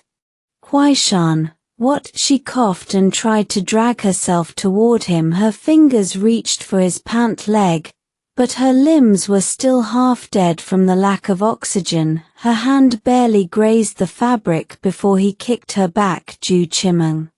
His voice was poison. low and controlled. All this time you played me like I was an idiot. No, Huaishan. Let me explain. I can explain. Shut your mouth. He bent down and picked up the towel she'd hidden behind her back. He unfolded it. Inside sat an iron block the size of a man's palm. Clever. He turned it over in his hand. Wrap iron in a towel and you don't leave visible bruises. Your heart is nothing but rot, Ju Chimeng. He had felt guilty. Genuinely guilty for how he'd been treating her. Then he saw the footage from the hidden camera. He watched her pace between his parents' beds, ranting like a lunatic, swinging that towel. And in that moment he wanted to strangle her for real. Terror locked her limbs. How much had he seen? When had she slipped? Huaishan. It's a wellness exercise. The elderly people at the park, they tap themselves with sticks. I was helping them. Their muscles are atrophying from lying down so long. You have to believe me. I was helping them. Still lying. His voice was flat, even now. He turned toward the door. Get in here. Ju Chimeng's gaze shot to the doorway. Her blood went cold. The maid. The one who had quit yesterday, the one she had warned. The maid walked in with her chin held high. Young master, I'm prepared to testify. Ju Chimeng drugged your parents. That is what put them in comas. You're lying. Ju Chimeng's shriek tore through the room. I never did that.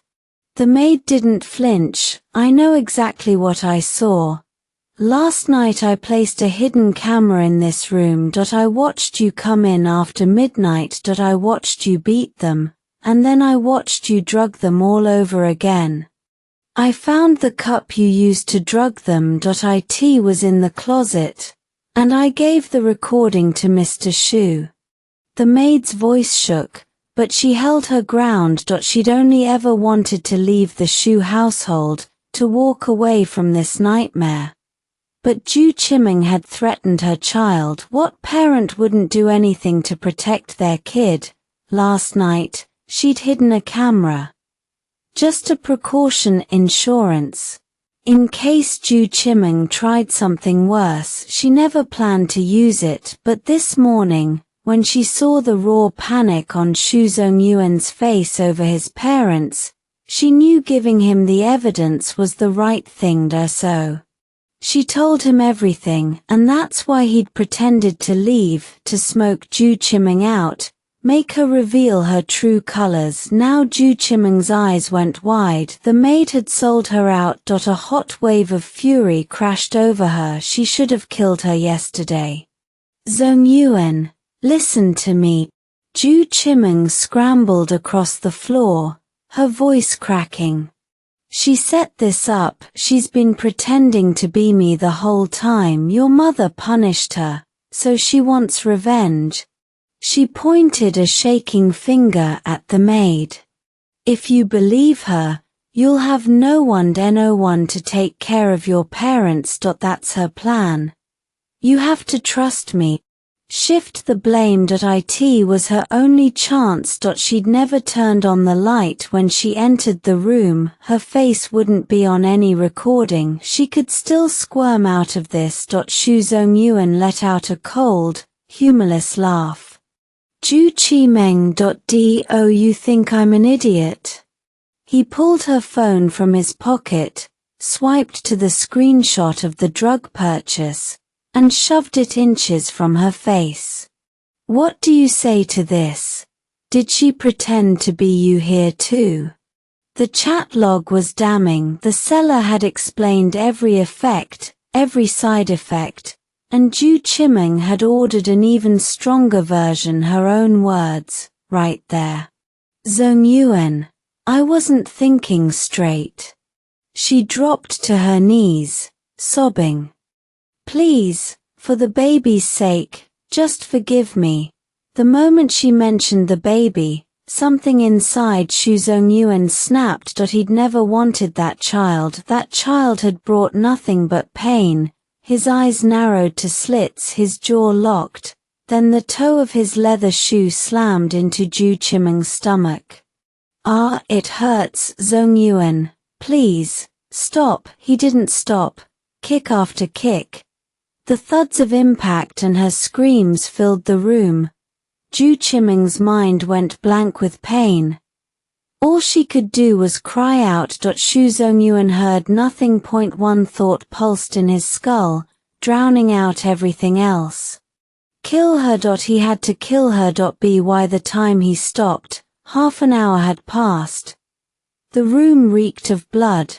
Ju Chimeng lay motionless on the floor, a dark crimson pool spreading beneath her, seeping into the cracks of the floorboards. Shu Zongyuan crouched a few feet away, his breath coming in heavy rasps. The red in his eyes matched the red pooling at his feet. Behind the door, the maid stood frozen, trembling uncontrollably. Leave, Shu Zongyuan said, his voice flat and hollow. Get out of this house. I never want to see your face again. The maid nearly collapsed with relief. Thank you, Mr. Shu. Thank you. I'll leave the capital. I swear I won't come back. Shu Zongyuan watched Ju Chimeng's breathing fade, growing shallower, weaker. Then he walked out of the room. The next morning, when the door finally opened again, her body had gone stiff. No breath, no life. Shin Corporation. Silence swallowed the office. The only sound was Shin Yishuan's heavy, measured breathing. He stared at the mountain of papers in front of him, his brow deeply furrowed. The bruises from Su Xingyue's slap were still vivid on his face, making him look even more dangerous. Boss, Fu Consortium made their move. The bodyguard in black stood rigid beside him, his expression grim. Every project is shut down. The overseas ones are days from being exposed. Shin Yishuan's fists clenched. He knew what this meant. Everything had been running smoothly. Then this morning, Fu Consortium struck without warning. The power gap between them was already wide, and the other side wasn't playing fair. They had no way to fight back. Shangfu Muse has called several times, the bodyguard added. He wants to review the project plan and the latest progress. Shin Yishuan's frown deepened. He had never intended to use Shangfu's funds for the partnership. His plan was to finish everything first, so even if Shangfu found out later, it'd be too late to stop him. But now they were pushing hard, demanding answers. They must have caught wind of something. Shun Corporation's stock was plunging fast. At this rate, they wouldn't survive tomorrow's market open. Shin Yishuan never expected Fu Huaishan to attack so viciously so completely. How much longer does Dr. Leon need? His voice was low, controlled. He told me yesterday. 3 more days. Shin Yishuan drummed his fingers against the desk, mind churning. The bodyguard stood silent, waiting. 10 minutes passed. Then Shin Yishuan spoke. Tell Dr. Leon to speed it up. We're all dead if he doesn't. And the fund transfer, push it through overnight. Everything has to be done by tomorrow morning. Forget the stock. Let it keep falling. Everything else, wrap it up tonight. No mistakes. Understood, boss. The bodyguard nodded once, then strode out. Alone, Shin Yishuan crossed to the floor-to-ceiling window outside.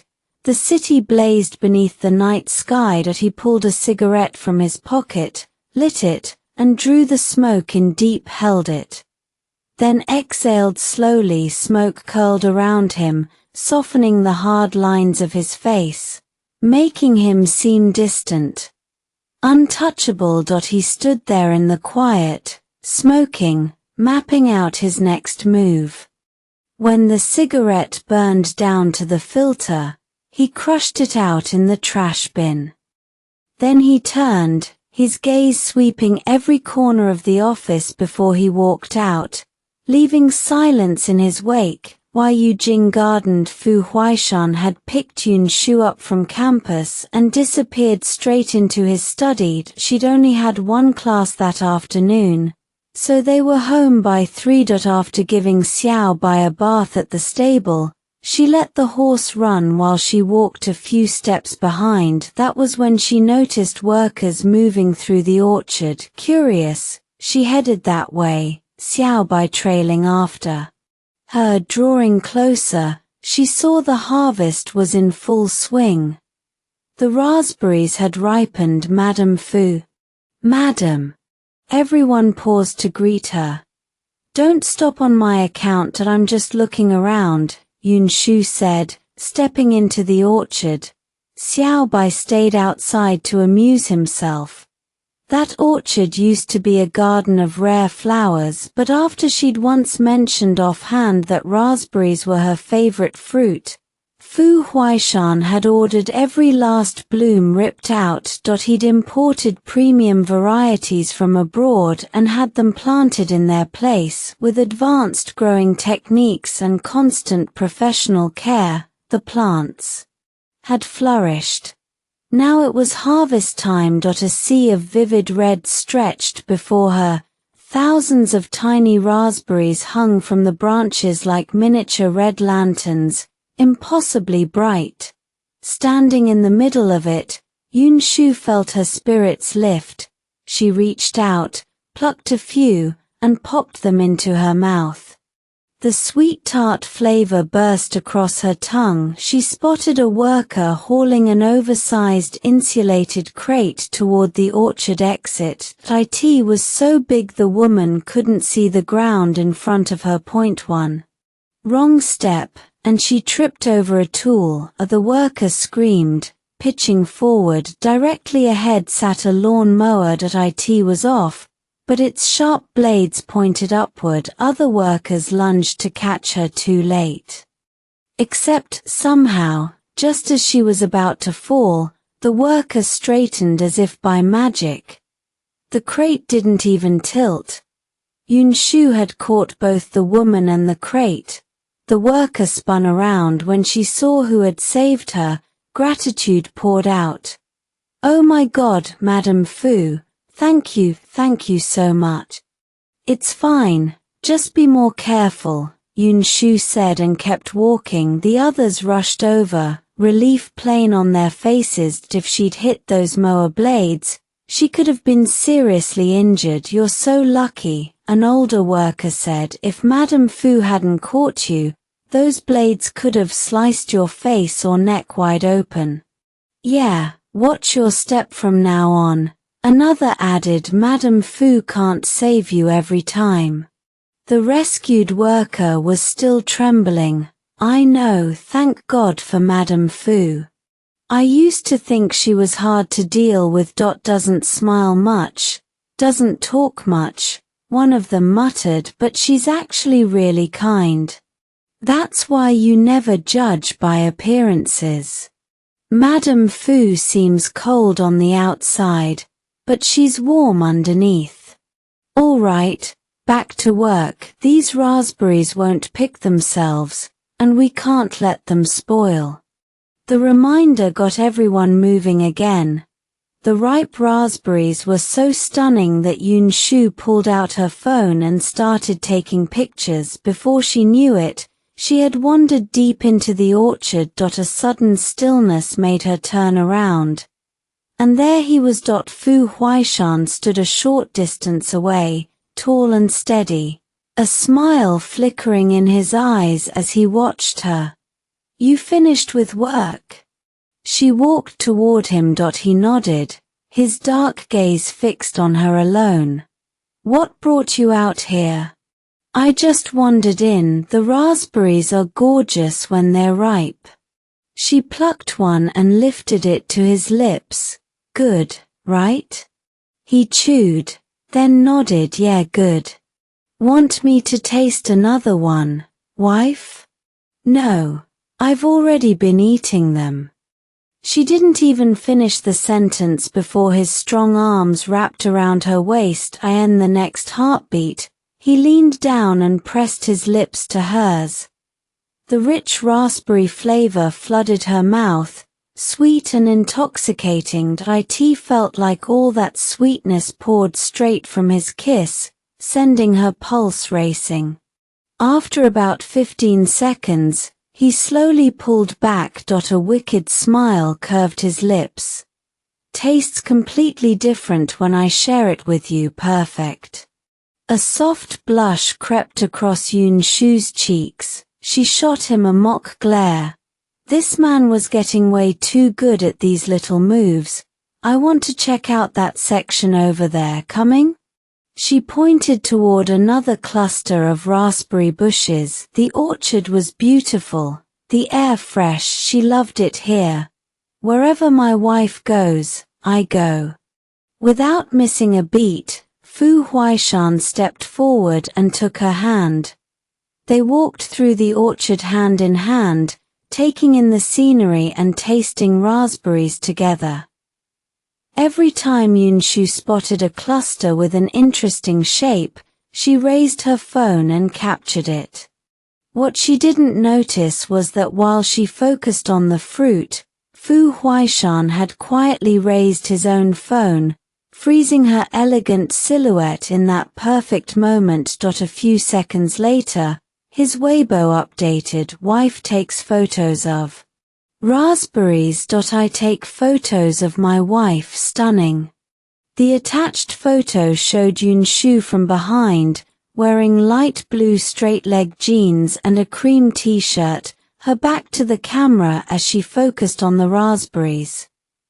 Sunlight filtered through the thick branches, casting dappled shadows that seemed to glow around her. A gentle breeze lifted her high ponytail. And there in the middle of that raspberry orchard, she looked utterly at ease, beautiful and completely content.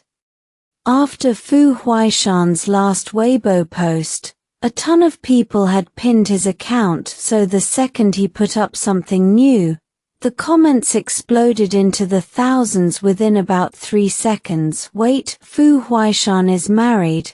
He has a wife? Everyone online was completely thrown off by that word. Come on, couples call each other husband and wife all the time. Someone shot back fast. No way. Fu Huaishan isn't that shallow. This doesn't feel like some casual pet name. That reply immediately sparked a whole thread of debate. Yeah, I'm with you. Is this the girl from that hand-holding photo? The hands look way too similar.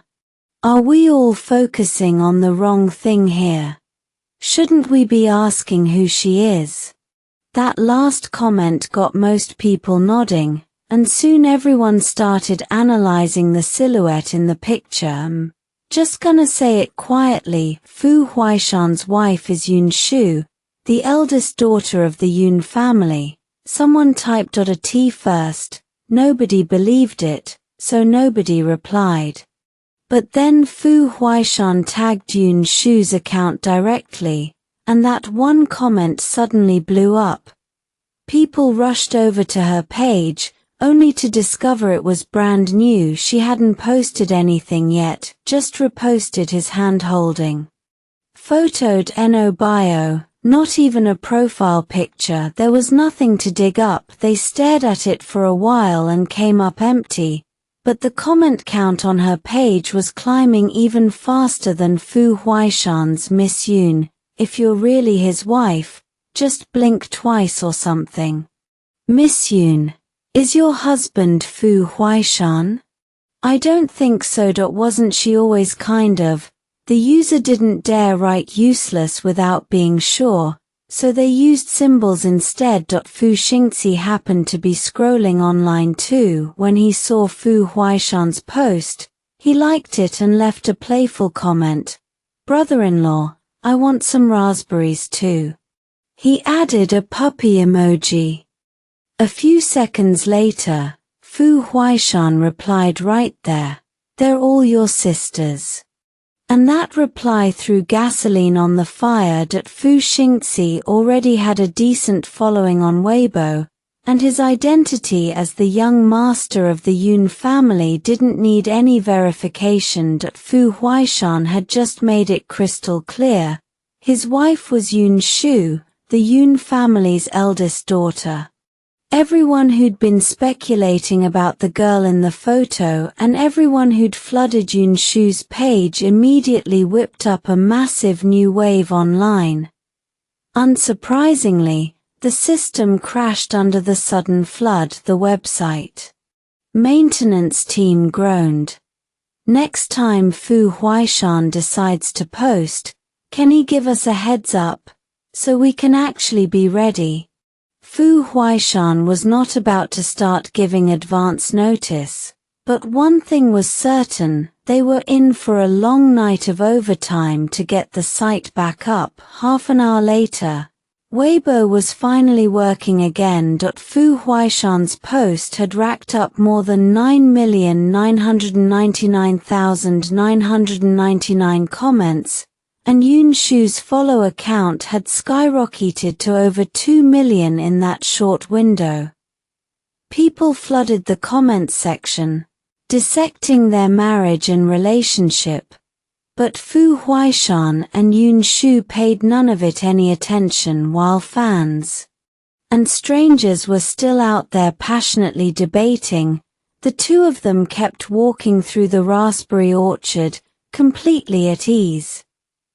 During dinner, Fu Huaishan was putting food onto Yun Shu's plate when his phone on the table rang. He picked up, and an exaggerated yell burst through. "YGE. I want some rasper." He hung up without a second's hesitation. "Who was that?" Yun Shu asked, catching the faint frown on his face. "Someone boring." She understood right away. It had to be Shangfu Muse, the only person Fu Huaishan would ever describe like that. On the other end, Shangfu Muse wasn't even a little offended. If anything, he was grinning. He went straight to Yun Shu's Weibo and commented, "Sister-in-law, I want raspberries too," with a crying emoji. When she didn't reply, he shamelessly appeared under Fu Huaishan's post and howled, "YG, you hung up on me, but I still want raspberries." Ji Hongxian left a comment right under his, "If you're that bored, go plant some raspberries." To Ji Hongxian, Shangfu Muse was definitely the boring one. Back at the dinner table, Fu Huaishan had just handed Yun Shu a bowl of ginseng soup when his phone rang again. He picked up, and Master Fu's voice boomed through, "Send me some raspberries tomorrow, your grandpa loves them too." Before Fu Huaishan could get a single word out, Master Fu hung up on him first. The old man might be up in years, but his self-proclaimed title of social media addict was well-deserved. He'd seen the post too. Fu Huaishan stared at the disconnected call, his brow furrowing a little. "Who was it this time?" Yun Shu asked. He sighed, "Grandpa. He wants me to bring him raspberries." Yun Shu couldn't help it, she laughed out loud. After dinner, Fu Huaishan took her hand, and they walked slowly toward the garden. Ever since she'd moved into Imperial Garden, this had become part of their everyday rhythm. In the garden, a riot of color bloomed everywhere, the flowers practically fighting for attention.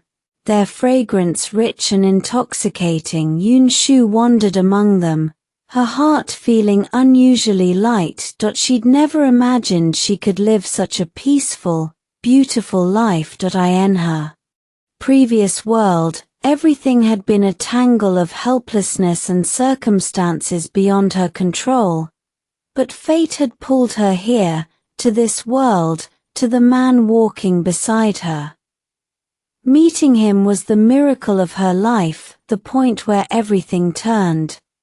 Now, living with Fu Huaishan, every single day was brimming with happiness and warmth. A life she'd never once dared to dream of lost in her thoughts. She barely registered the low, magnetic voice beside her until he spoke. Wife, before I met you, I never imagined I could live a life this happy either. Yun Shu's heart jolted. The words he'd just spoken were the exact same ones that had flashed through her mind. Fu Huaishan, I was thinking the exact same thing. Really? She smiled and nodded. Then we're soulmates. We're meant to be together, and no matter how much time passes, no matter where we are, we'll always be together. His voice was low and tender, like a spring breeze brushing against her ear. His eyes burned into hers, the love in them a flame so fierce it threatened to consume her. She stood still, watching him, emotion swelling inside her, love for him, certainty in this bond. Then, without warning, she rose on her tiptoes and pressed a soft kiss to his cool lips. Fu Huaishan reacted instantly.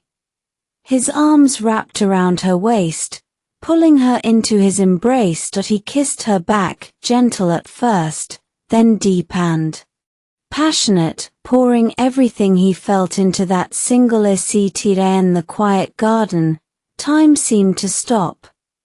Only two people, deeply in love, spoke through that searing kiss. Their breaths mingled, their heartbeats found the same rhythm. When the kiss finally broke, desire flickered in his eyes like a rising tide. His gaze turned scorching, as if it could swallow her whole. He brushed his lips over the corner of hers, his voice husky. Wife, let's go to bed. Before the last word left his mouth, he lifted her into his arms. The sudden height made her grab his neck. It's only 8 o'clock. You want to sleep this early? He looked down at her, a wicked grin curling one corner of his mouth.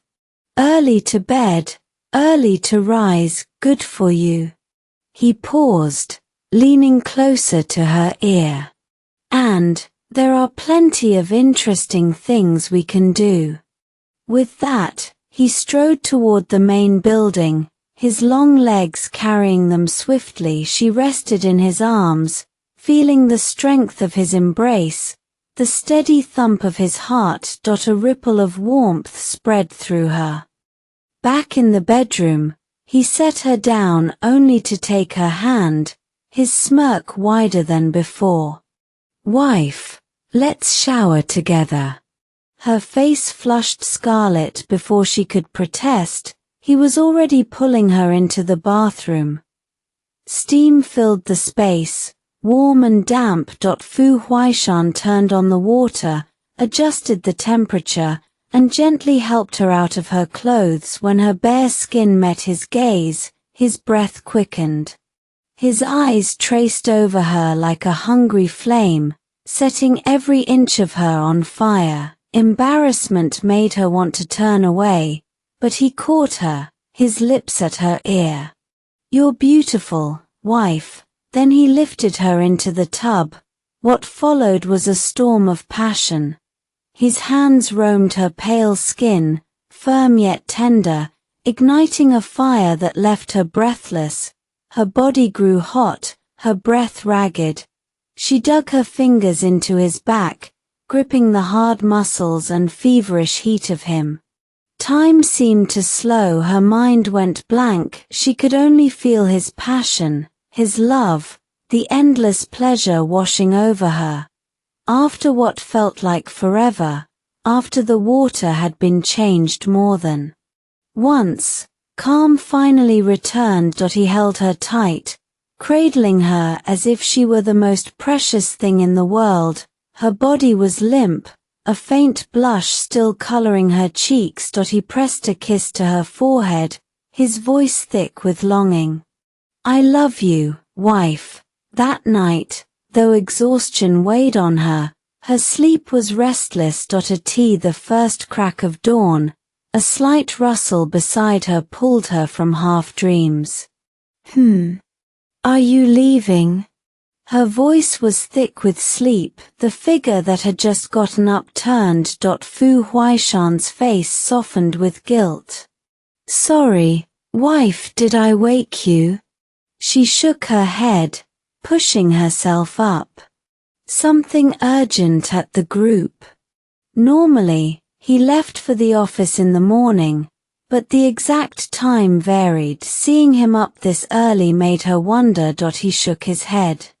An emergency in Europe.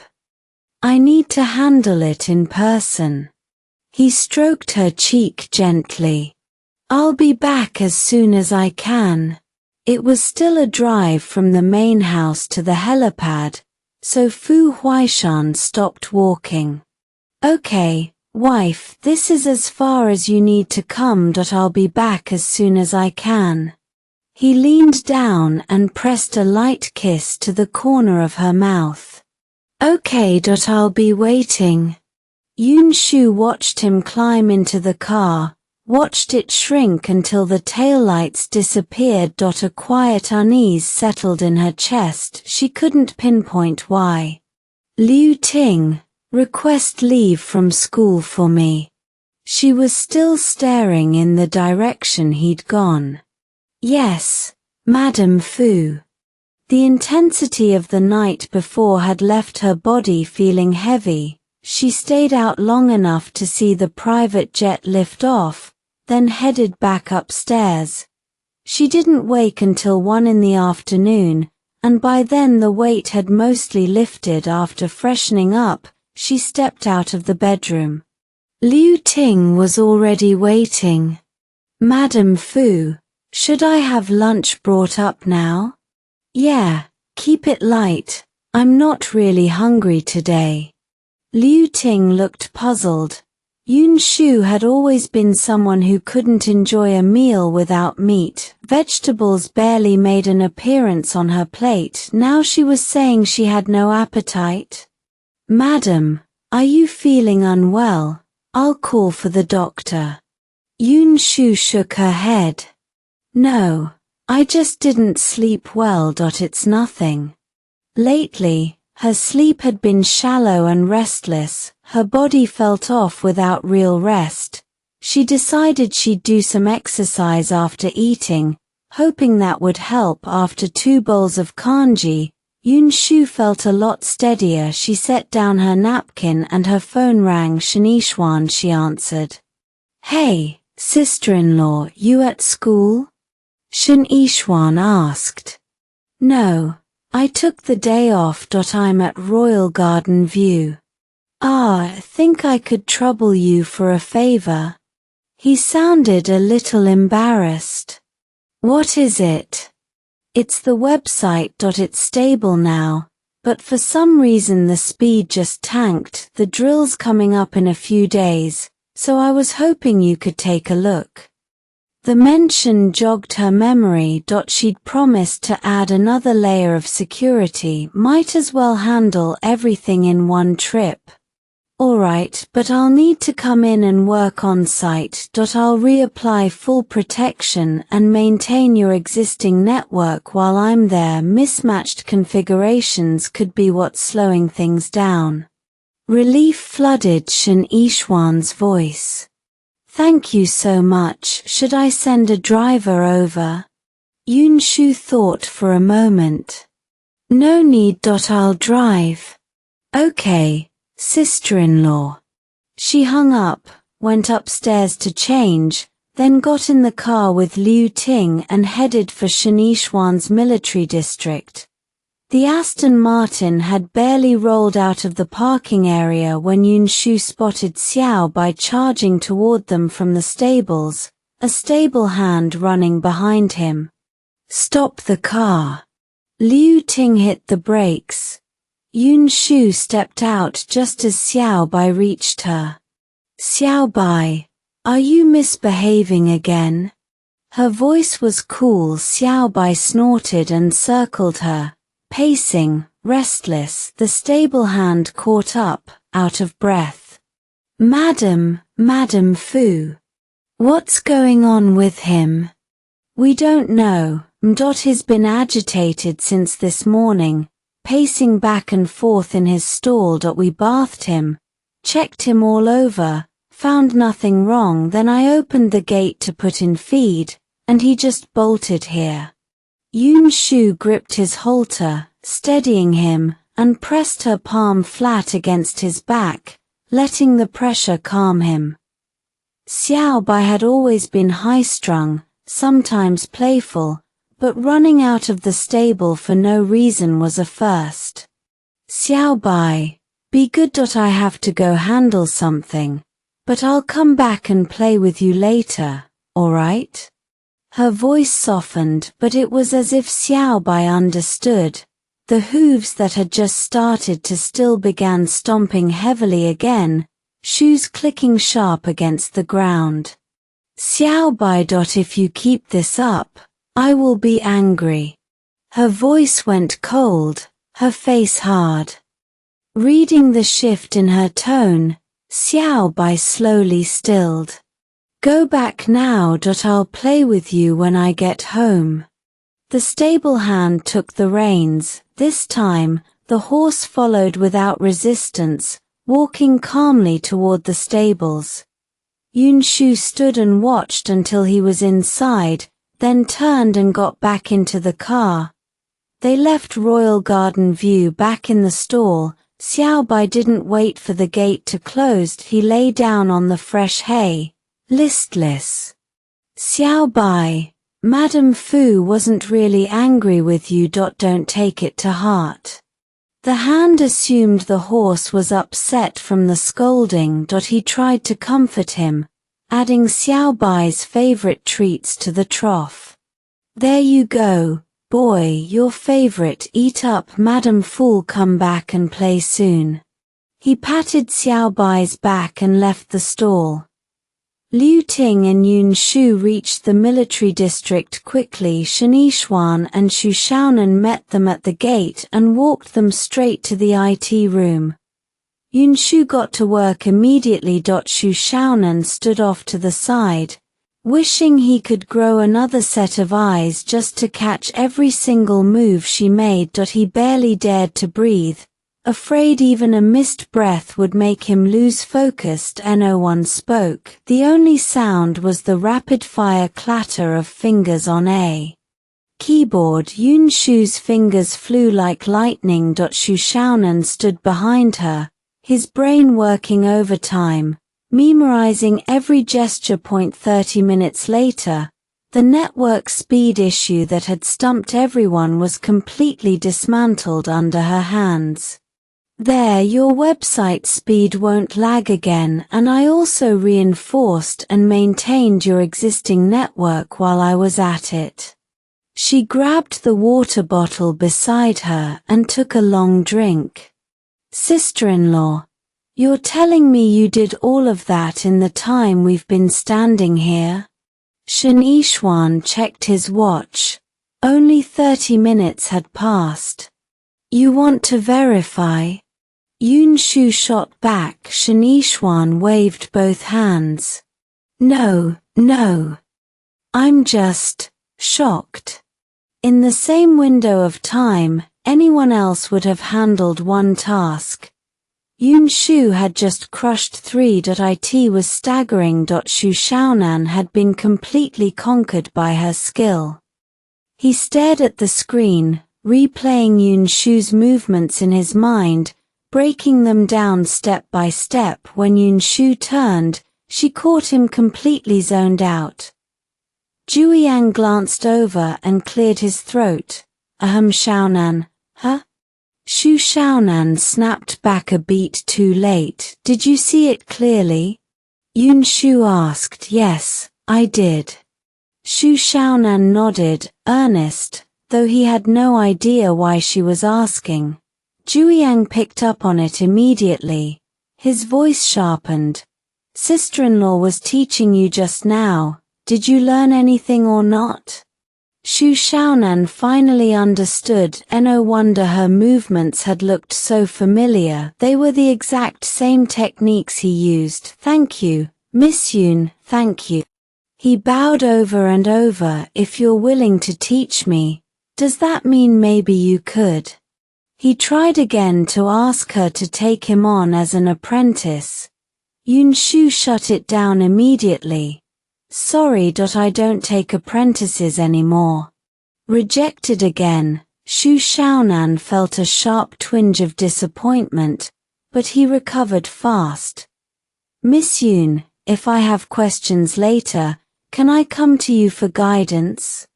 Yun Shu nodded yes. Thank you, thank you. He grinned like an idiot. Sister-in-law, let me treat you to lunch. Jueyang offered. We can get Brother Cheng to join us. No need, Brother Cheng is in Europe. I have to head back now. Xiao Bai had been throwing a tantrum earlier, and she'd promised she'd be home soon. Then I'll set something up another time, you and Brother Cheng. Alright. I'm heading out. Let us walk you out.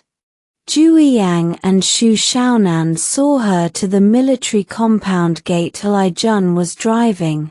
As always, they headed toward Jingyuan Garden. When they reached the highway they'd taken on the way in, a roadblock loomed ahead. Several workers were stopping vehicles and redirecting traffic. Li Jun had no choice but to take the detour onto the national road. The rough pavement jolted the car viciously. Yun Shu looked up from her phone and peered out the window. Madam, this road hasn't been repaved in years. It's going to be bumpy, Li Jun said, glancing in the rearview mirror. Yun Shu didn't answer. Her eyes swept the road with razor focus. A few seconds later, her voice went ice cold. Li Jun, speed up and get us out of here now. Li Jun had already sensed something was off. He slammed the accelerator. The car shot forward like an arrow, tires shrieking against the asphalt. Yun Shu grabbed her phone. Full signal a moment ago now. Nothing. Unease flooded her chest. Madam, the car's signal is blocked too. Yun Shu's brow furrowed. That road worker. When they'd stopped at the roadblock, the worker had walked up and told them to take the national road. That had to be when he tampered with the vehicle. Madam, I'll cover you. You go first. Li Jun's face was as serious as she'd ever seen it. She didn't answer. Instead, she opened the gun compartment under her seat, pulled out a pistol, and gripped it tight. At the same moment, Li Jun activated the car's defense system. Just as the Aston Martin rounded a curve, a massive boulder appeared in the middle of the road. It was as tall as a grown man, deliberately placed, waiting for them. Li Jun stomped the brakes. Reverse, Yun Shu ordered, but before he could shift, boomed. A deafening explosion ripped through the air. The shockwave hit like a savage beast, hurling the Aston Martin 10 meters into the air. The force was devastating. If the car hadn't been specially modified, it would have been blown apart on impact. Inside, Yun Shu and Li Jun had no time to react. They tumbled and crashed as the vehicle spun through the air. Crash. The Aston Martin slammed back onto the ground. It flipped completely, wheels in the air, pinning both of them underneath. Madam. Madam, Li Jun's voice trembled. The bomb had been planted in the front half of the car. Li Jun had taken the brunt of the blast. Yun Shu had hit her head. Dizziness swept over her. The echo of the explosion rang sharp in her ears. Then a group of armed men, mercenaries, from the look of them, rushed onto the national road. They moved fast, Heading straight for the rear door, the Aston Martin's defenses were strong, not strong enough against a second bombing. Another explosion. The rear door blew open. One man ducked inside and tossed a smoke canister. Yun-shu held her breath, trying to force her way out, but the odorless gas seeped through her eyes, her skin, into her body. Numbness spread through her limbs, her mind clouded over. Within seconds, she lost all ability to move. Hurry, get her out and move. She was in the back seat, not crushed. They dragged her out fast and into another vehicle. As they drove off, Yun-shu caught one blurry glimpse of the driver's seat. Ali-jun was pinned under the steering wheel. Blood streamed from his forehead, soaking his clothes, pooling on the seat. His eyes were closed. His face was pale as paper. Across the ocean, in Europe, Brother Cheng sat in a branch office meeting, his expression dark. The day before, a massive wave of Fu Corporation's orders had collapsed all at once.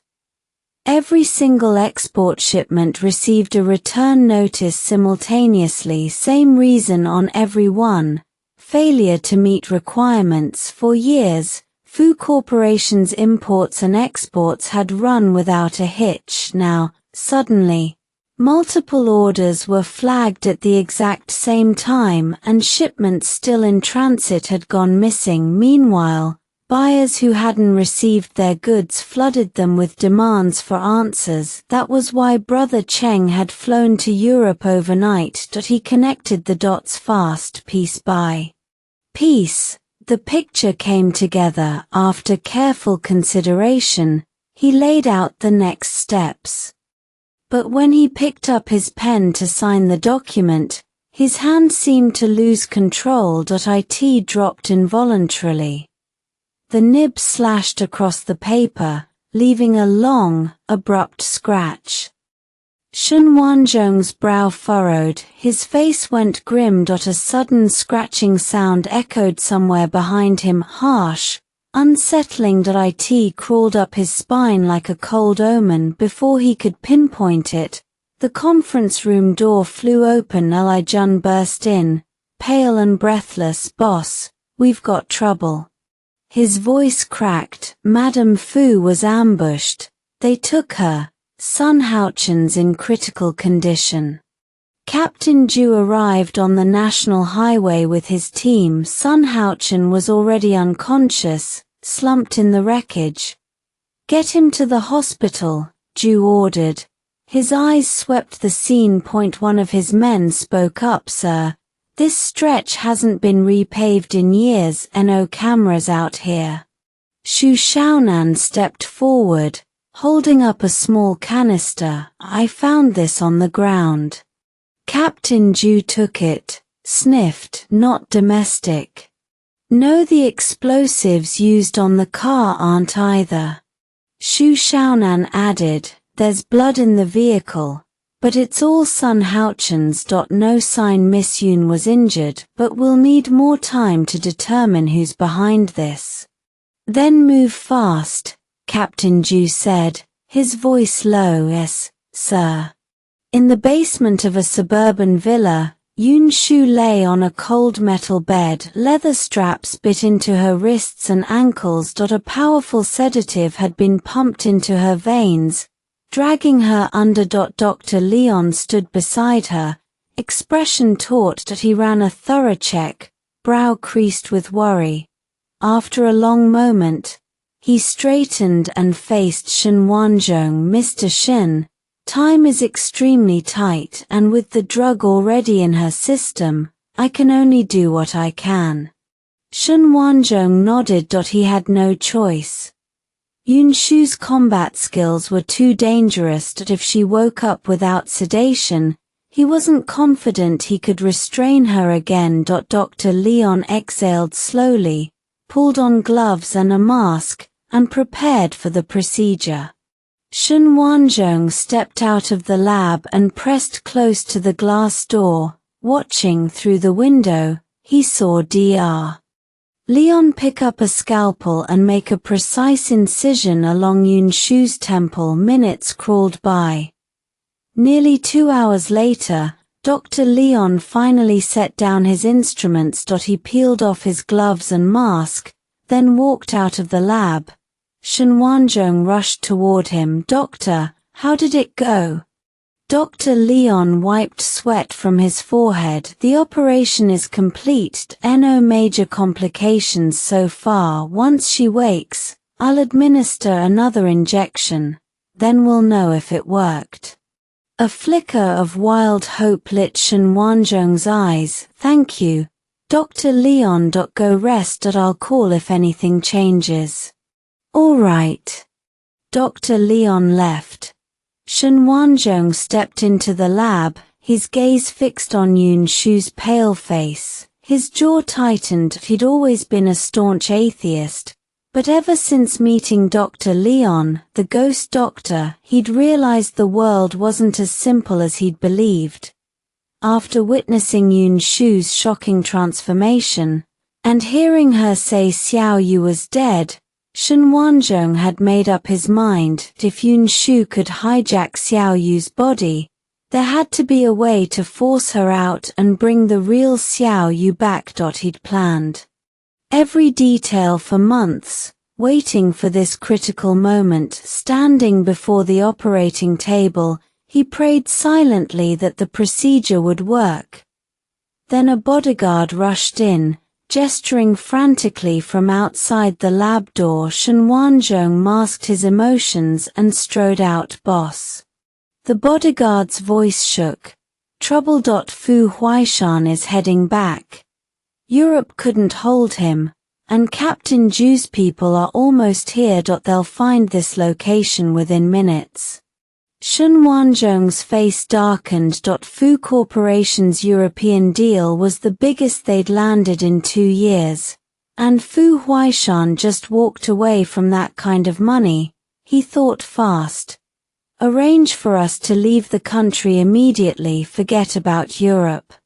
Yes, sir. The bodyguard took off. Shen Wanzhong stared at Yunshu lying motionless on the table, his mind churning. After a moment, he pulled out a cigarette and lit it. An hour slipped by. Yunshu's body finally stirred. Her tightly shut eyelids fluttered, her fingers twitched.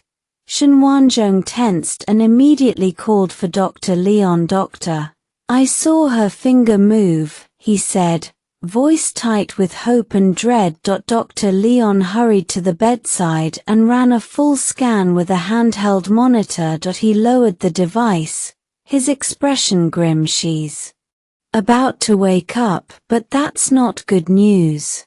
Shen Wanzhong's stomach dropped. What do you mean? Why not?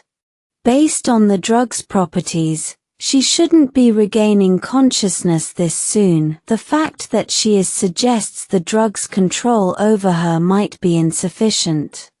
Then what do we do? Shen Wanzhong's voice went dangerously low. Dr. Leon sighed. Now we must rely on the operation's success. If it took hold, there's still a chance. Shen Wanzhong's eyes grew wild. Can't we increase the dosage? Dr. Leon's eyes widened. Mr. Shen, the dosage is already at the upper limit. Any more and her body won't be able to cope. It would cause serious damage. Shen Wanzhong forced himself silent, reining in the manic edge. Fine. We'll wait for the post-op signs first, then decide. He straightened. And Dr. Leon, start preparing. We're leaving the country immediately. Leaving the country? Dr. Leon stared at him, confused. Fu Huaishan's men are going to find this place. We need to move. Shen Yishuan's voice was flat, factual. Fu Huaishan? Something clicked in Dr. Leon's head and his eyes went wide. You mean Fu Huaishan? Of the Fu Corporation? Is this girl his girlfriend? Shen Yishuan glanced at Xiao Yu lying motionless on the table. She used to be, but from now on, she's mine. The words hit Leon like a physical blow. His face blanched, even paler than it had been a moment ago. Fu Huaishan. A name that echoed everywhere, and even louder overseas in public. He was a nuclear weapon in the business world, brutal and commanding behind closed doors. He was a nightmare. If Fu Huaishan found out Leon was the one operating on his girlfriend, the consequences didn't bear thinking about.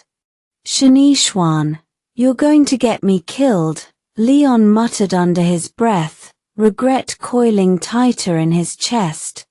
How had he gotten tangled in this disaster? What's wrong, doctor? Scared? Shen Yishuan's half-smile didn't reach his eyes. No. I was just considering the drug's effects. Leon forced the words out, aiming for calm. His voice shook anyway. He'd already decided to back out. This couldn't go on. Death was the only outcome if it did. Shen Yishuan wasn't fooled. His expression darkened. Doctor, we're in the same boat now. If you're thinking about jumping ship, you'd better be ready for the consequences. No, Mr. Shen, you misunderstand. I wasn't. Leon knew Shen Yishuan wasn't the type to let things slide. Good. Bring Xiao Yu back to me, and money's no object, but try to run, and you won't see the sunrise. His voice was ice, laced with menace. Shen Yishuan was past caring about consequences. Mr. Shen, don't worry. Hey, she's awake. Leon spotted Xiao Yu's eyelids fluttering. Both men turned. Xiao Yu squinted against the harsh overhead lights, her mind flooding with fragmented images. It felt like her skull would split open. She shook her head violently, thrashing against the restraints. Leon! Shen Yishuan shouted. Dr. Leon rushed over and injected a prepared sedative into her line. Within seconds, her struggling stopped. Xiao Yu stared at the ceiling, silent and still. Xiao Yu, it's Shen Yishen. Do you remember me? He tested her, voice trembling. Do you remember who I am? No response. Is Xiao Yu truly gone? He changed his tone, calling her by the name he feared had vanished. Still nothing. Her eyes stayed fixed on the ceiling, empty and lifeless. What's going on? Who is she right now? Shen Yishuan's frustration hit a breaking point. After a quick check, Dr. Leon said, Mr. Shen, wait. Once the injection takes full effect, we'll know. He went to the safe, retrieved a vial of blue liquid, and injected it into Xiao Yu's vein. As the fluid seeped into her bloodstream, her eyes closed. Is she unconscious? Dr. Leon shook his head. Wait, the drug is working. It takes time. Minutes later, Xiao Yu's eyes opened again. A flicker of life stirred in her previously dull gaze. Shen Yishuan leaned closer, hoping for the familiar warmth of Xiao Yu, but then her voice came out cold, bloodthirsty, cutting. Shen Yishuan. It's you. You're not Xiao Yu. You're not. The words spilled from him in disbelief. Leon. What the hell is going on? He grabbed Dr. Leon by the collar, eyes bloodshot. This wasn't the outcome he'd wanted. Dr. Leon flinched.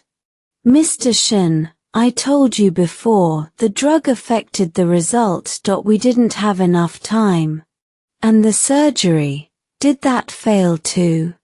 Shen Yishuan roared, shaking him. Surgery, drugs. Xiao Yu's mind raced.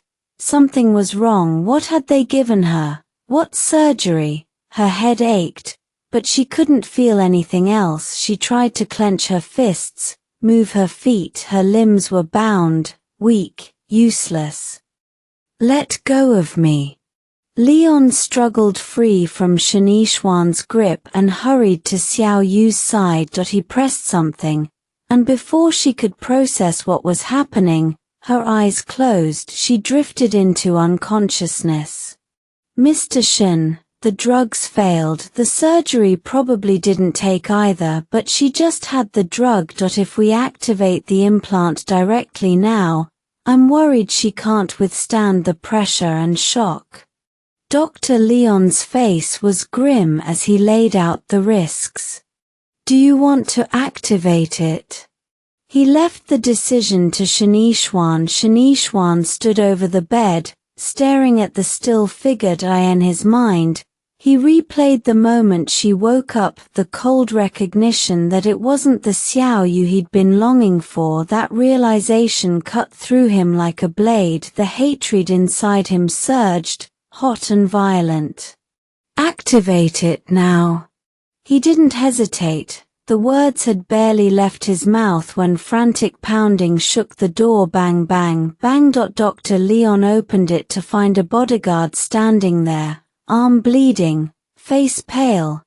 The man saw Shanishwan and blurted, "Boss, Fu Huaishan is here. Is outside the villa. We're surrounded." The last color drained from Dr. Leon's face. He hadn't even thought of a way out yet. Shanishwan heard the news. Fu Huaishan had already surrounded the villa. His mind went blank. Xiao Yu still wasn't back, and that man had found this place so fast.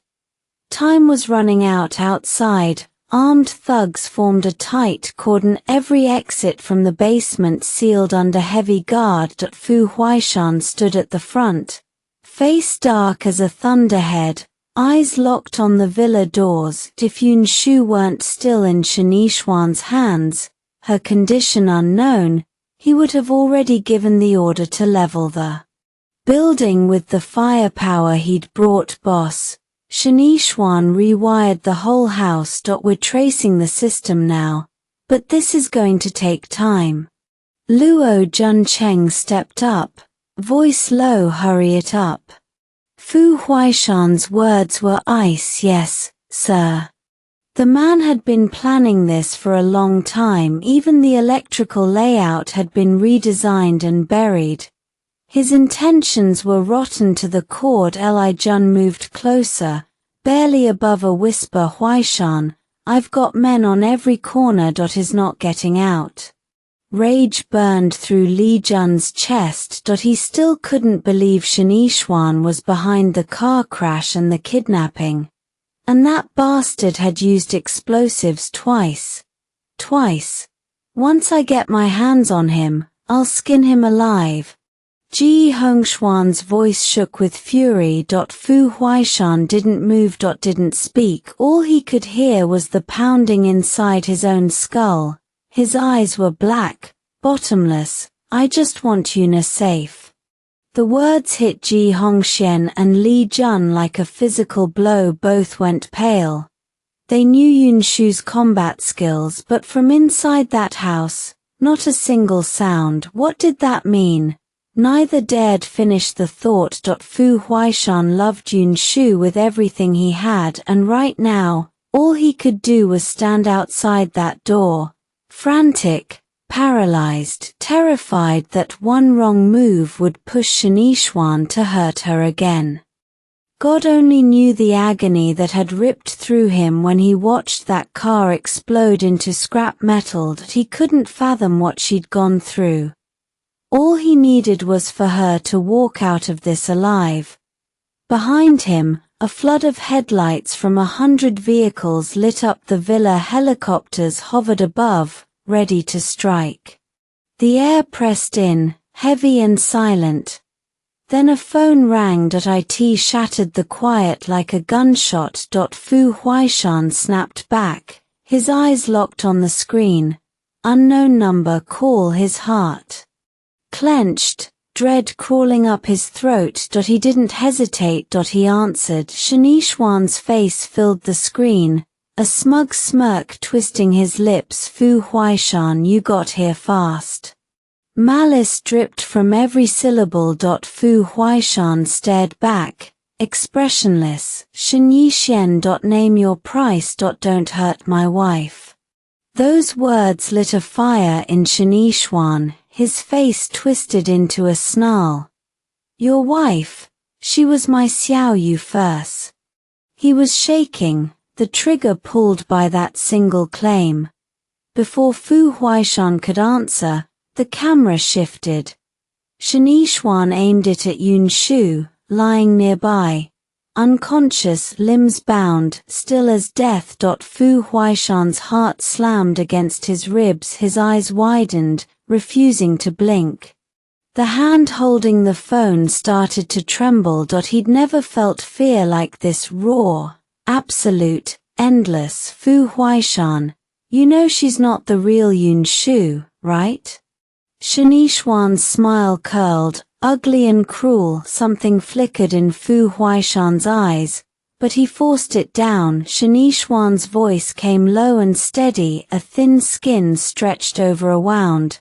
I performed a surgery on her. Once I activate the right triggers, the real Xiao Yu will come back, and your wife, poof, gone in an instant. Want to watch her die? Li Jun and Ji Hongxian heard the words and went completely still.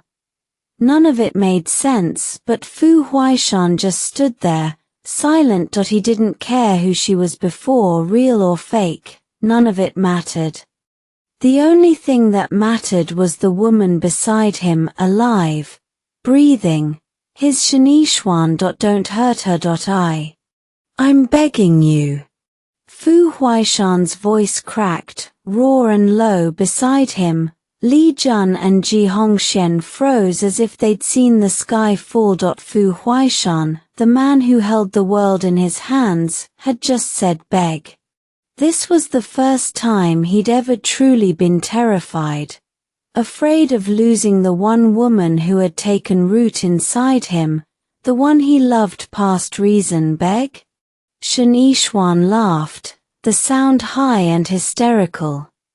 Then I'll beg you, to give me back my Xiao Yu.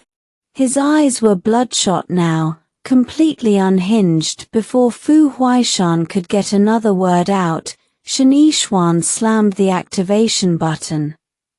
Yun Shu's body jerked violently as the electric current ripped through her. It pierced her brain, slamming into her prefrontal cortex. Her pale face turned a sick, bruised purple. She screamed without sound, bound limbs thrashing against the chains that bit deeper into her flesh with every spasm. Each second stretched into agony. Shen Yishuan, stop. Fu Huaishan's roar tore through the phone, terror and rage shaking his frame. Shen Wanzhong's voice was still coming through the line, but Fu Huaishan wasn't hearing words anymore. He was hearing something else, a thin, high-pitched whine that seemed to be coming from inside his own skull. His body started to shake, and then his legs just gave out. Shangfu Muse and Ji Hongxian caught him before his knees hit the floor. Cut the power now. Fu Huaishan's voice came out flat and cold. Li Jun moved. It took less than a minute to sever every circuit Shen Wanzhong had buried in the system. A sharp crackle ripped through the speakers, and the feed died. The last thing on the screen was Shen Wanzhong throwing his phone aside and bolting toward a lab table. Fu Huaishan's face went paper-white. His eyes emptied of every trace of feeling, cold, flat, mechanical. Hongxian, you hold the outside. Muse, you're with me. Got it. On it. The world snapped into a different gear. Everyone surged into motion, a kicked hive given no warning. Fu Huaishan and Shang Fu Muse cut through the bodyguards like arrows through empty air. The strikes were brutal, precise, and over before the men had time to register the pain. They dropped in a tangle of limbs. Then the two of them were sprinting toward the basement entrance. The moment they hit the bottom of the stairs, a scream tore through the corridor. Shen Wanzhong's voice, ragged and desperate. Xiao Yu, wake up. Xiao Yu, don't do this to me. Fu Huaishan's heart punched against his ribs. He flew down the hallway, his feet barely touching the ground, his men right behind him. He didn't stop at the lab door. He didn't aim. He just raised the gun and fired. The bullet had its own will. It found Shen Wanzhong's hand, the one pressed against Xiao Yu's cheek. A second shot followed before the echo of the first had faded. It buried itself in Shen Wanzhong's side, and he crumpled to the floor. The bodyguards rushed in and had him pinned in seconds. Fu Huaishan saw none of it. His entire focus narrowed to the still form on the table. The lab was shadowed, lit only by a few emergency lights, but he could make out her face. Blood still glistened at her lips and nose. She looked like a flower torn open by a storm. He stepped closer.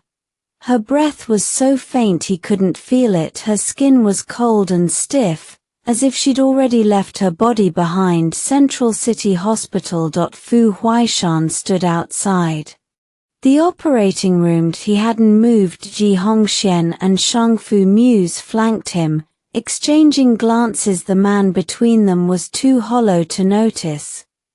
The surgery had started at 2 in the morning. Now it was 8. And the red light above the door was still burning. Brother, the sister-in-law's tough. She's gonna be fine, Ji Hongxian said, trying to cut through the deathly stillness radiating off Fu Huaishan. Yeah, Shang Fu Muse added, Leon's in there too.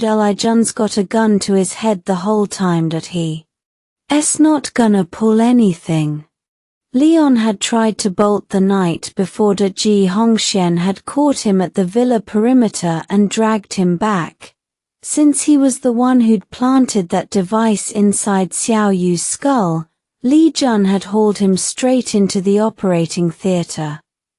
Any question the surgical team had, Leon answered. The alternative was a bullet. Fu Huaishan didn't react. His eyes stayed locked on the door. Shang Fu Muse walked up and rested a hand on his rigid shoulder. Bro, she's gonna pull through. The man didn't even blink.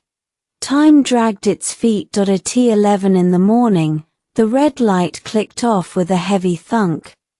The doors swung open. The lead surgeon stepped out first, his steps slow and weighted. Leon and Li Jun followed, still in their surgical gowns, their faces grey. 10 hours. The operation had lasted nearly 10 hours. When the surgeon finally pulled off his mask, the story was already written in his expression. Fu Huaishan's heart seized. He strode forward, his voice barely above a whisper. Doctor, how is she? Shang Fu Muse and Ji Hongxian closed in behind him, every gaze fixed on the doctor, waiting for a single word that wouldn't destroy them.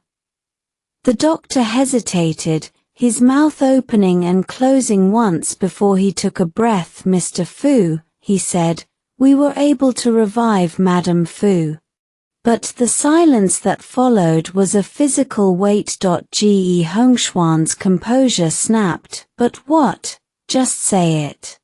The doctor exhaled. The electrical stimulation to her brain was too intense. Her brainstem reflexes are gone. Ji Hongxian stepped forward, his voice rising and echoing down the hallway. What does that mean? Reflexes are gone. Say it so we can understand it. The doctor was one of the country's top neurosurgeons, But he knew exactly who he was talking to. He forced himself to keep his voice level. The damage from the electric shocks was too extensive.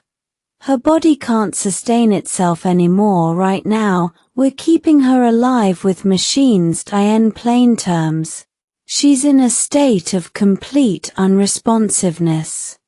The corridor went utterly silent after a long, stretched beat.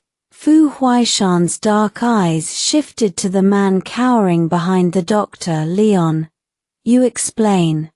Li Jun shoved him forward. Leon's voice came out thin and shaking. Mr. Fu, that's exactly what it is. We got the device out of her brain. But Shen Wanzhong was in a panic. He turned the stimulation index all the way up, way past anything I programmed last night. When the power went out, he messed with the settings. I ran. I didn't know he was going to do that. I didn't know. Leon's words trailed off into nothing. That was it. Shen Wanzhong had pushed the device past its limit, trying to force someone, back into that body. And in doing so, he'd burned away Xiao Yu's brainwave reflexes entirely. There were no words for the look on Fu Huaishan's face after Dr. Leon finished talking. Is there anything else you can do? Ji Hongxian asked the doctor again. The doctor shook his head, defeated. I'm sorry. We did everything we could. The silence pressed in, suffocating every person in that room. Inside the VIP ward, Yun Shu lay motionless on the bed.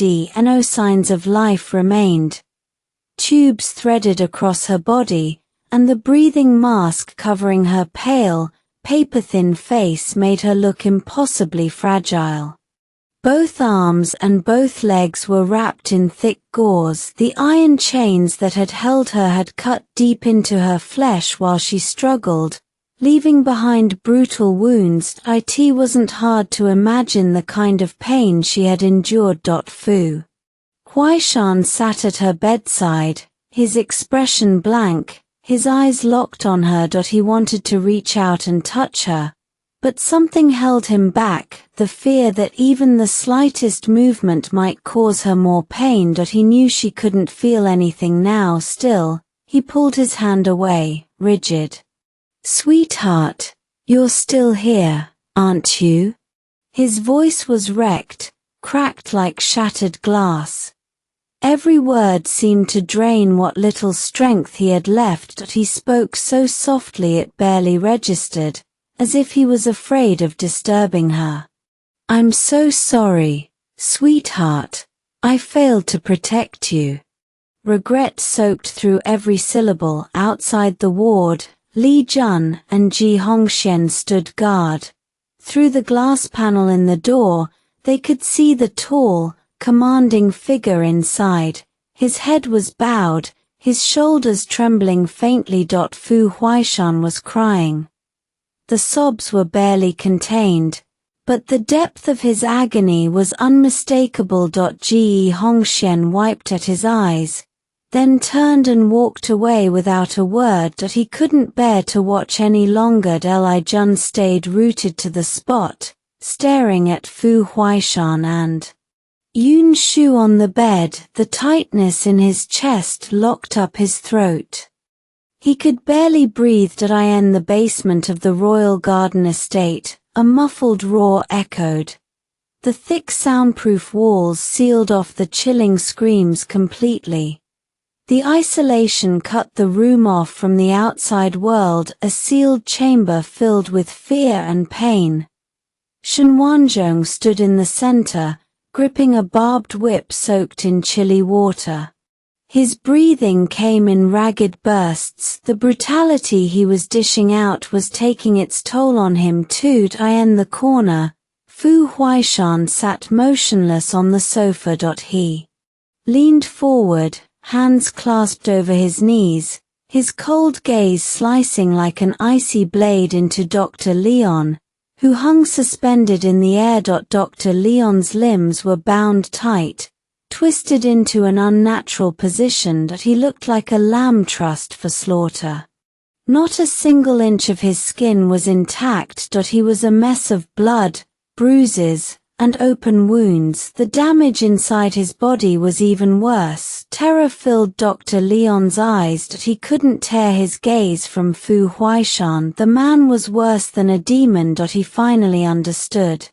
He had crossed someone he should have never crossed. This man's methods were beyond anything he could have imagined. I'll talk. I'll tell you everything.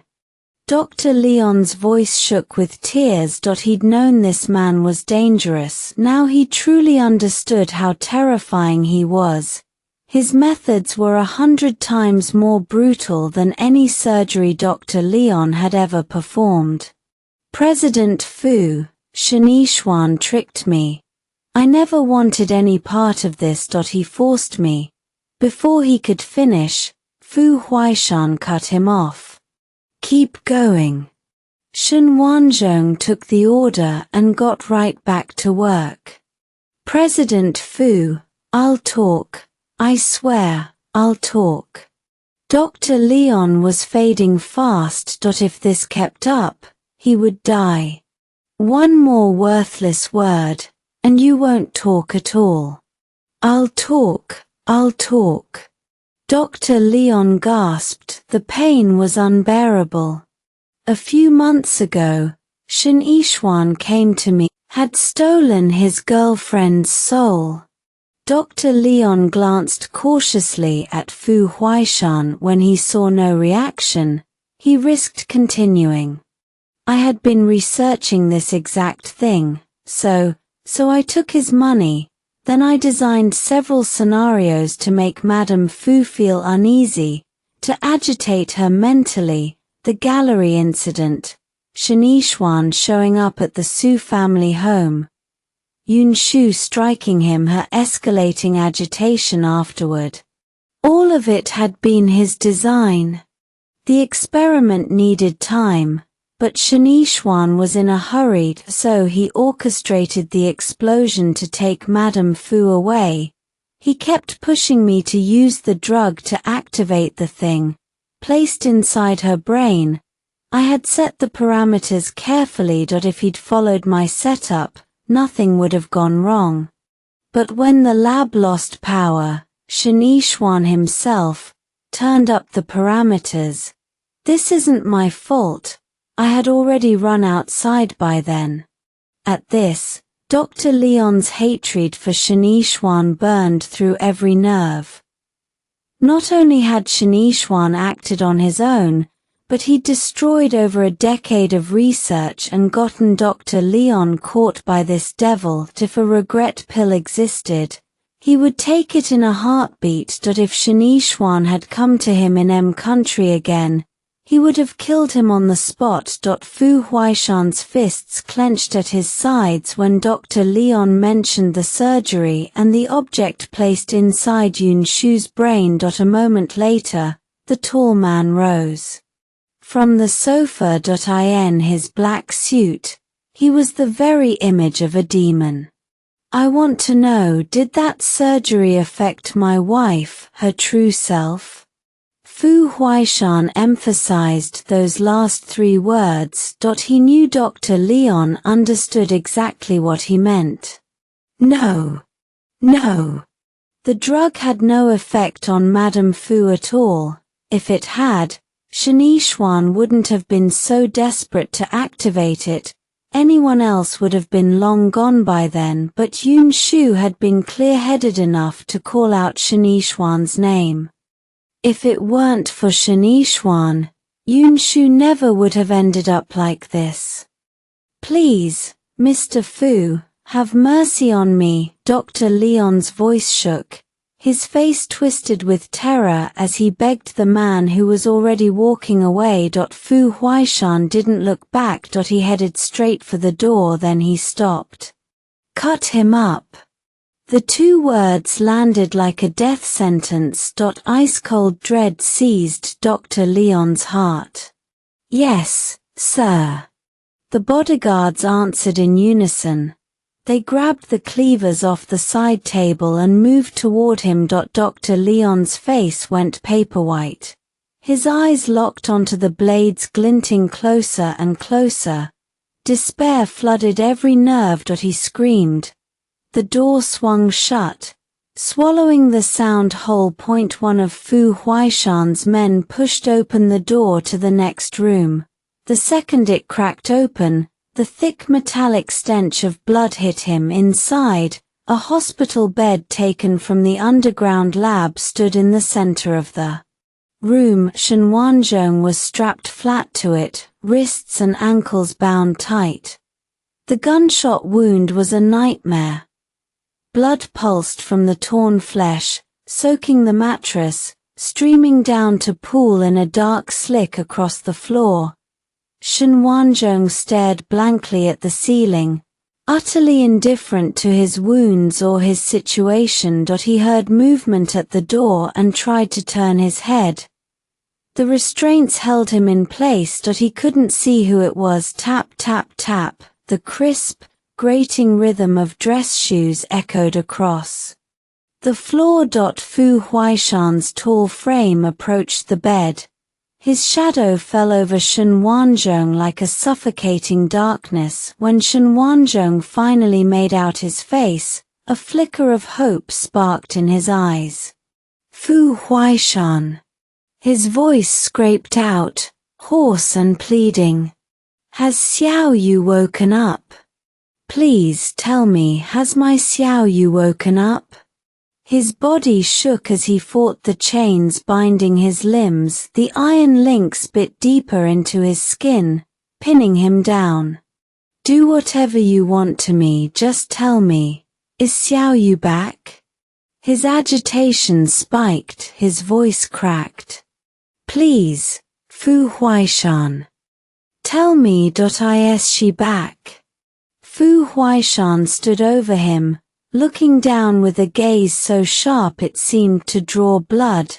His eyes held a predatory glint. Shen Wanzhong, you want to know? Fu Huaishan's dark eyes narrowed. A cold sneer curled the corner of his mouth. Yes, please, please, tell me.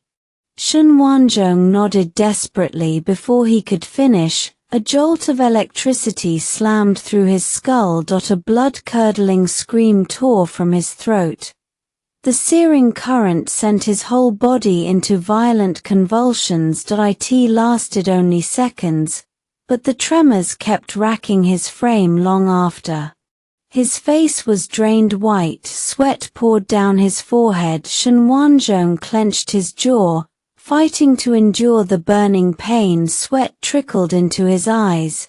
His lips went pale from the strain. Still, his gaze stayed locked on Fu Huaishan, unbroken.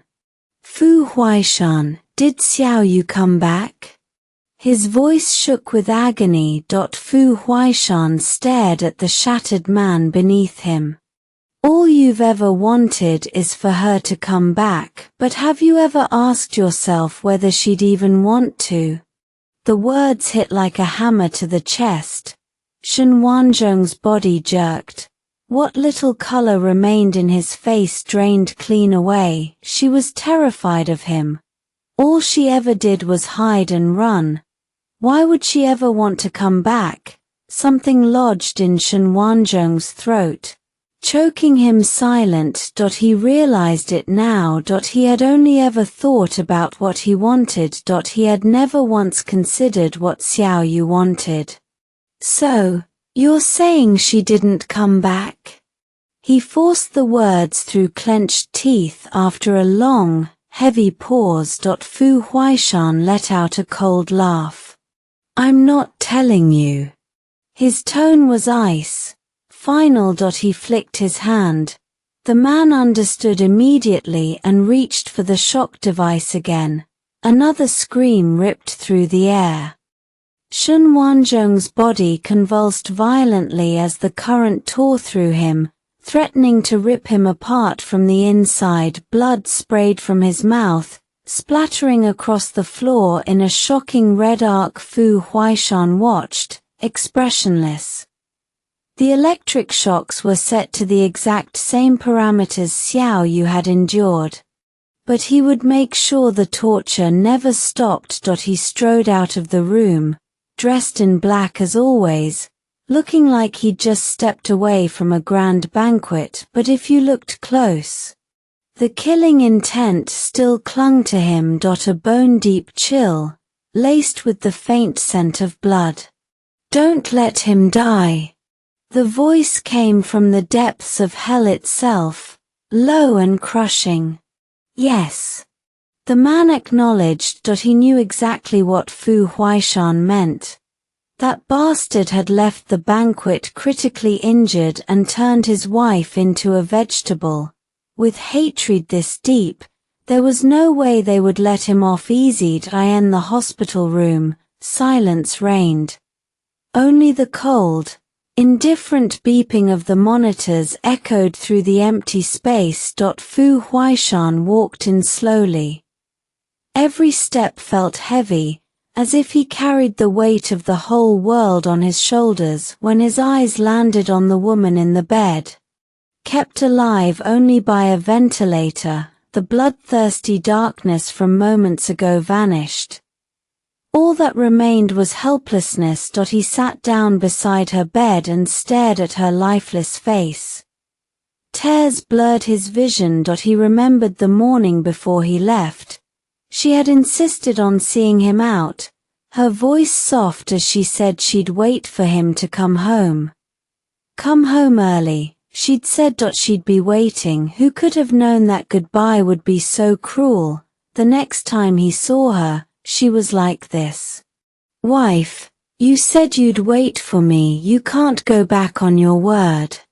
"Wife, now it's my turn to wait, and no matter how long it takes, I'm willing, but you have to promise me, you'll come back."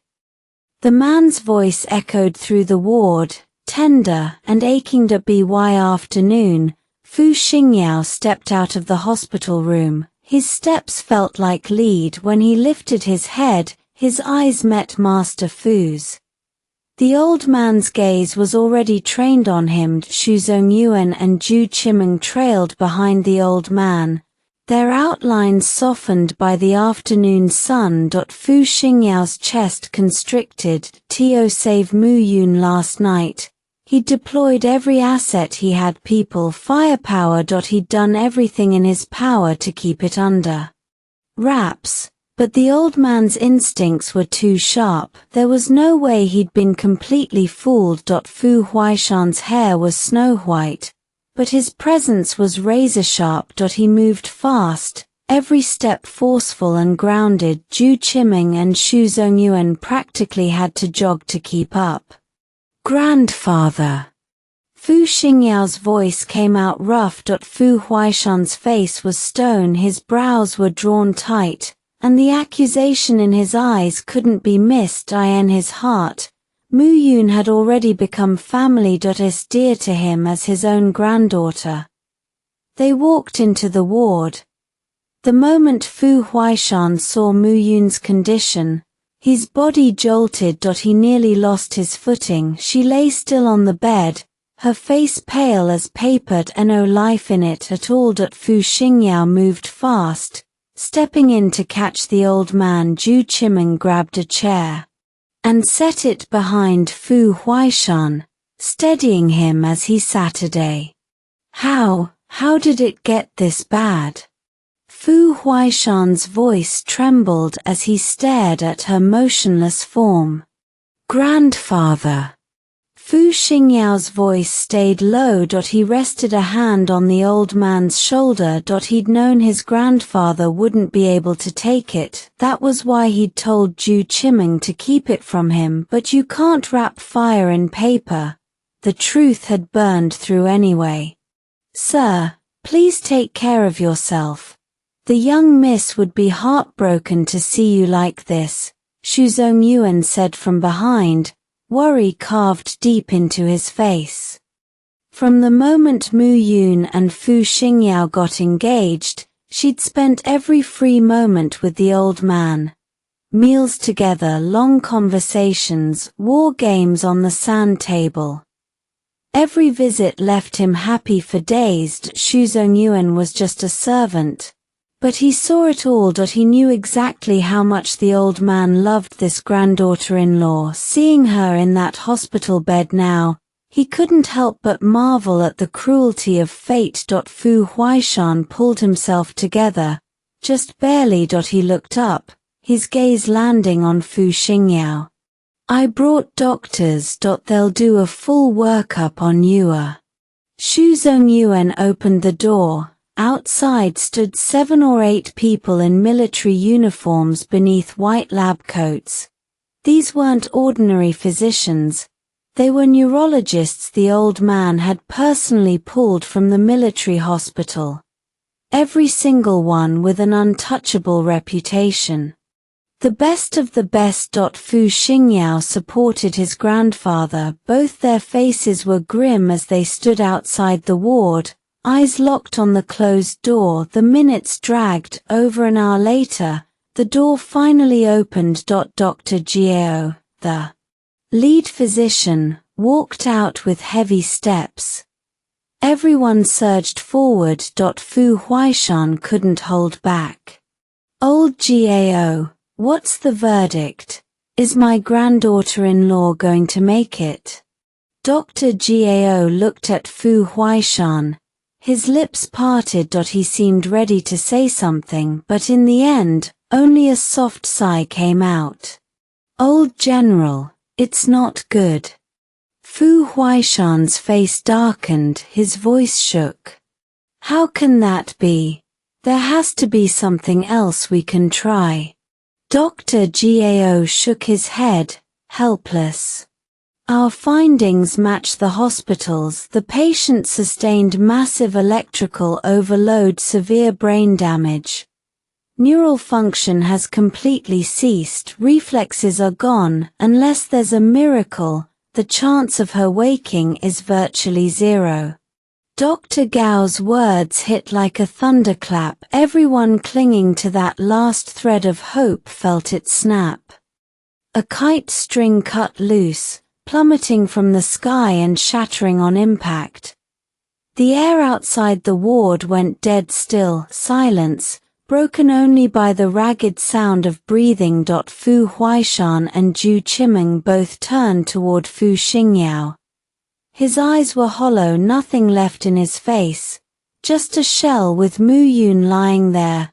Half of him had died too. If not for that single word, virtually, Fu Xingyao wouldn't have found a single reason to keep breathing. 2 days later at the school, Ji Hongxian stared at the empty seat beside him.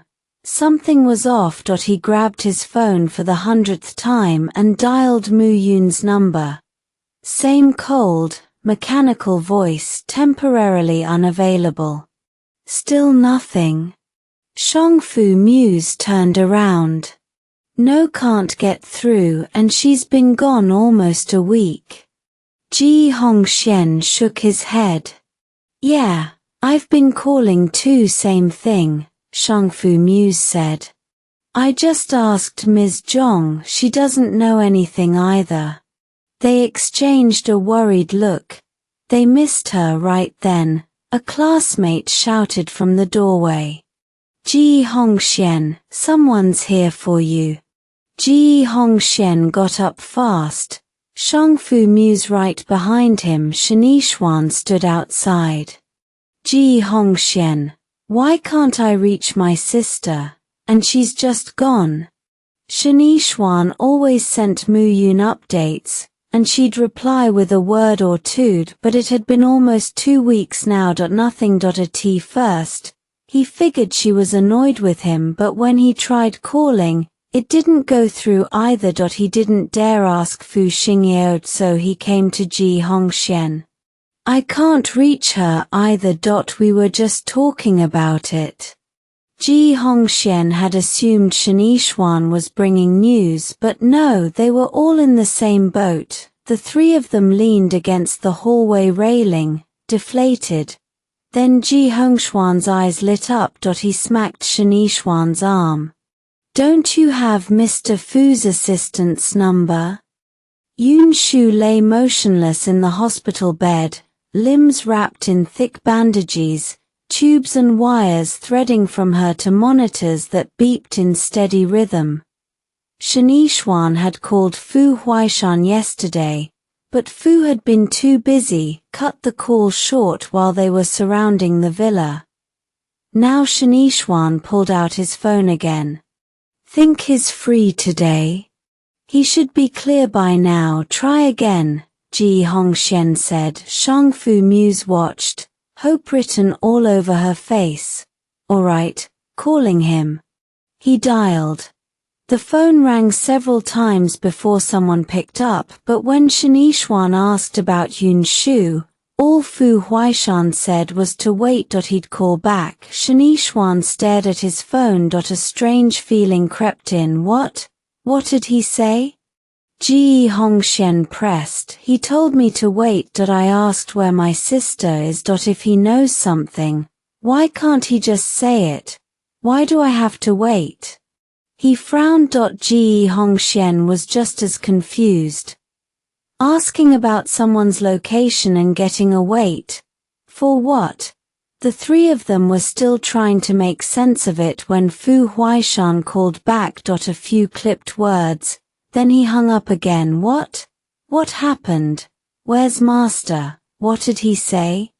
Shang Fu Muse and Ji Hongxian crowded in. He didn't say anything about my sister. Just told us to get to Central Hospital, Shanixuan relayed. Wait. Could Master be pregnant? Is that why she's in the hospital?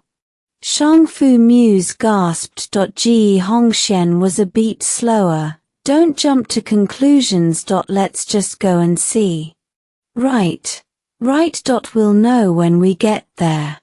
Shanixuan was already turning, bolting down the stairs. The other two were right on his heels. On the way out they ran into Ju Chiming, heading to class. When she heard Yun Shu was in the hospital, she figured it might be an illness and followed. They rushed over in a blur. The second they reached the hospital building, they spotted Fu Huaishan. Brother Huaishan, what's my sister doing here? Shanixuan asked the moment he saw him. Fu Huaishan's face was dark. He opened his mouth, then stopped. You'll know when you go up. Outside the hospital room, Fu Huaishan sat slumped on a bench, head down. A few bodyguards stood post by the door. Boss, they're here, Li Jun announced. Brother-in-law, is my sister in there? Shanixuan's voice was barely above a whisper. Fu Huaishan lifted his head slowly. That face, once so cold and unyielding, was now etched with exhaustion. His eyes were shot through with red veins. The sight hit like a wall. The moment he looked up, a suffocating weight pressed down on all of them, making it hard to breathe.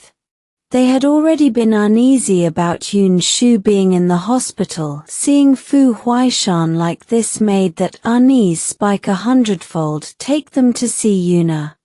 His voice came out low and raw, each word an effort. Yes, boss. Li Jun led them into a side room for full disinfection. Once they were cleared, they stepped carefully into Yun Shu's room. She was lying on the bed.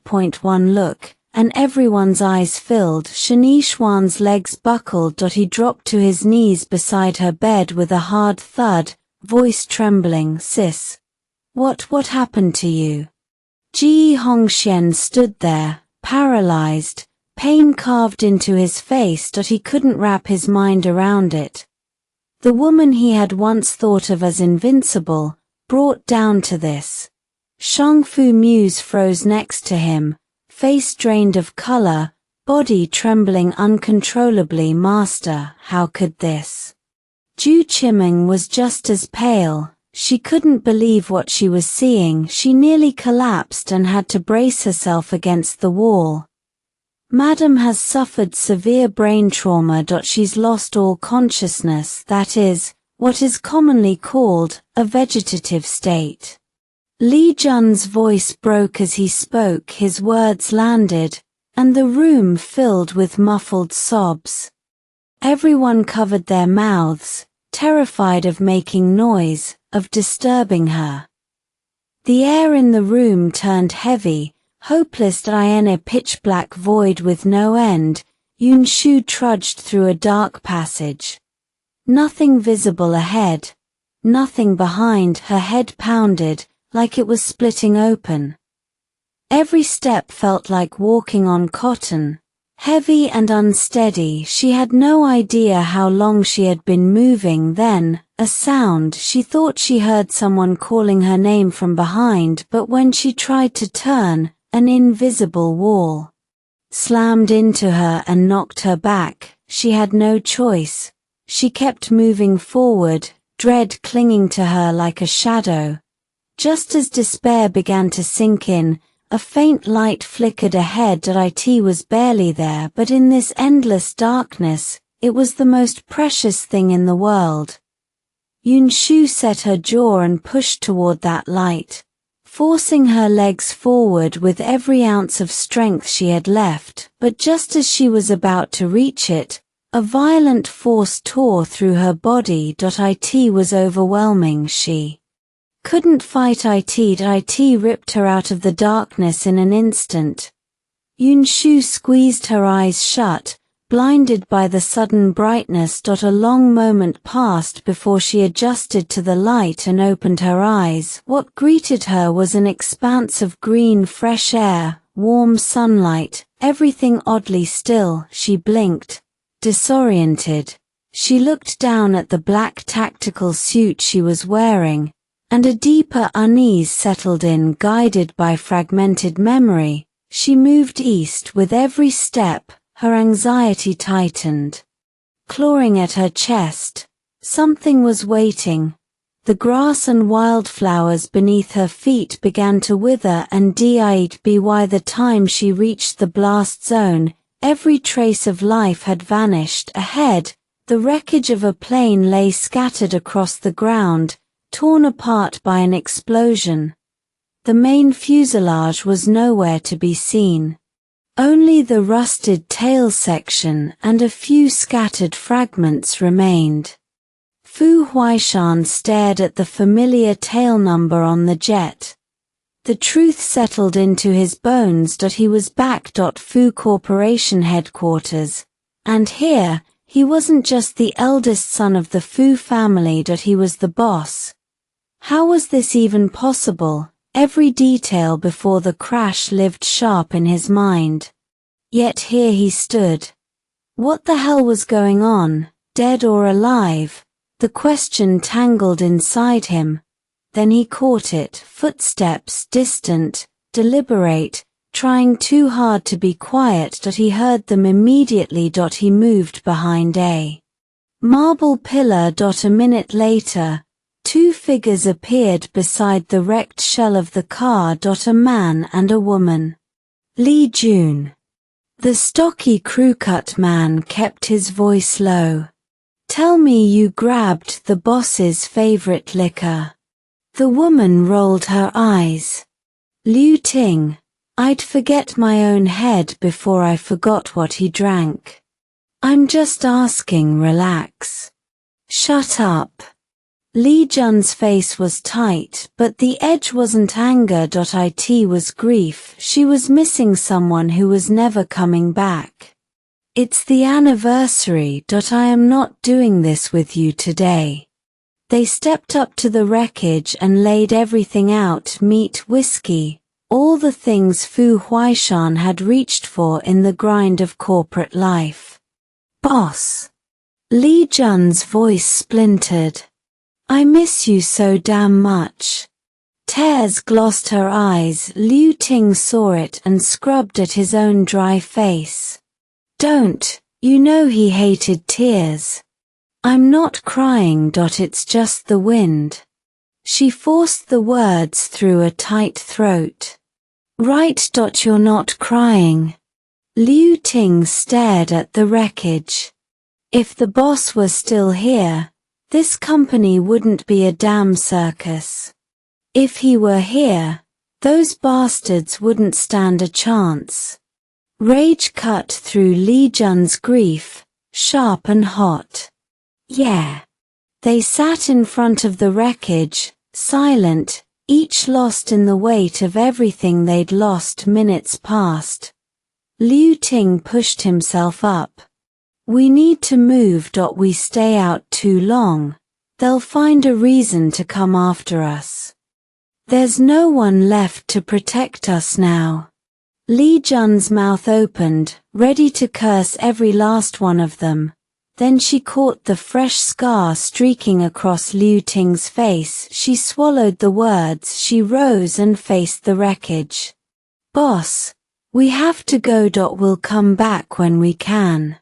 They both bowed toward the wreckage, then turned and retraced their steps. Fu Huaishan waited until the silence settled. Then he stepped out from behind the pillar. He saw the food. The whiskey. He walked over, sat cross-legged on the ground, and started eating. The meat hit his stomach, dense and savory. The whiskey burned down his throat, clean and real. That was all the proof he needed. He was back. Not dead, alive. He stared in the direction the two had disappeared. His expression gave nothing away. The corporate headquarters sat buried deep in the business district, nearly impossible to find without a guide. By nightfall, the two mourners had slipped back onto the grounds through a side entrance. They made it 3 steps before a searchlight nailed them in place. Stop right there. The voice was pure fury. The light seared their eyes. They squinted but couldn't see a thing behind it. Don't say anything, put it all on me, got it? Liu Ting whispered. Li Jun started to argue. He stepped on her shoe, cutting her off. Seconds later, the security team swarmed. They were bound and dragged straight into the conference hall. The hall was a cavern of light. Security lined the walls on both sides. A crowd of employees pressed together near the entrance. Li Jun and Liu Ting were shoved to their knees in the center, hands tied behind their backs. She glared up at the figure on the dais. Ji Hongxian, the acting CEO. She wanted to kill him with her bare hands. Li Jun. Liu Ting. His voice came down cold, measured. Where have you been? Liu Ting forced a nervous grin. He made his voice small and careful, and the act looked wrong on his muscular frame. Nowhere. Ji Hongxian, we were just talking. Too many people everywhere else. You know how it is. Is that so? Ji Hongxuan's voice curled with disbelief. The smile didn't reach his eyes. Yes. I swear. That's the truth. Liu Ting bumped Li Jun lightly, a signal. Back me up. Ji Hongxian let the silence stretch, then he spoke, almost casual. Today marks 1 year since that failure died. For a moment, I thought you two might have slipped off to pay your respects. Li Jun bit down on her fury so hard her jaw ached. Liu Ting laughed it off. No. No way. Good. He let the word hang there. That waste of space is dead and buried. If I find out anyone went to pay respects. He dragged the pause out, letting it breathe. I'll fire them on the spot. The employees below dropped their gazes. Ji Hongxian drank in the silence. A thrill of satisfaction rolled through him. Let me be perfectly clear. Starting tomorrow, I am the new chairman. Fu Huaishan had founded the company. That title wasn't just proof of his success. It was the seat of power. The old one is history. If I hear anyone mention his name again, There will be consequences. A ripple moved through the crowd. He's finally showing his real face. What can we do? He's running everything now. I want to know what he did. Almost every loyal person who followed the boss is gone, except Li Jun and Liu Ting. If the others were still standing here, he wouldn't dare open his mouth. God, I miss him. Some of them mourned Fu Huaishan, some of them hated Ji Hongxian, most of them burned with rage. Ji Hongxian ignored the whispers. Still on her knees, Li Jun stared up at him with undiluted hatred. If she had the power, she would end him right here beside her. Liu Ting kept whispering, barely audible. Hold on, just hold on. Ji Hongxian's gaze settled on the two of them. Li Jun Liu Ting. As that trash's former right hands, you will personally burn everything he left behind tomorrow. Record the entire thing. If I'm not satisfied, you know the price. The thought alone was intoxicating, forcing them to destroy their most respected leader's belongings with their own hands. There was no punishment more exquisite. You're dreaming. Number 6 couldn't hold back any longer. She shot to her feet, voice ripping through the hall. Look at you. Who the hell do you think you are? You think you deserve to be number 1? When our boss was alive, what were you? Nothing but a damn watchdog. If it weren't for your dirty tricks, you'd never be standing up there. Number 6's words tore out in a furious rush. If you want to burn my boss's things, you'll have to kill me first. Stop, Number 6. Number 11 tried to intervene, but she was bound as well and couldn't hold her back. Ballsy. Number 3's voice dripped from the platform above. Beneath the mask, his face twisted into something hideous. But I wonder, does number 2 have a spine as stiff as yours?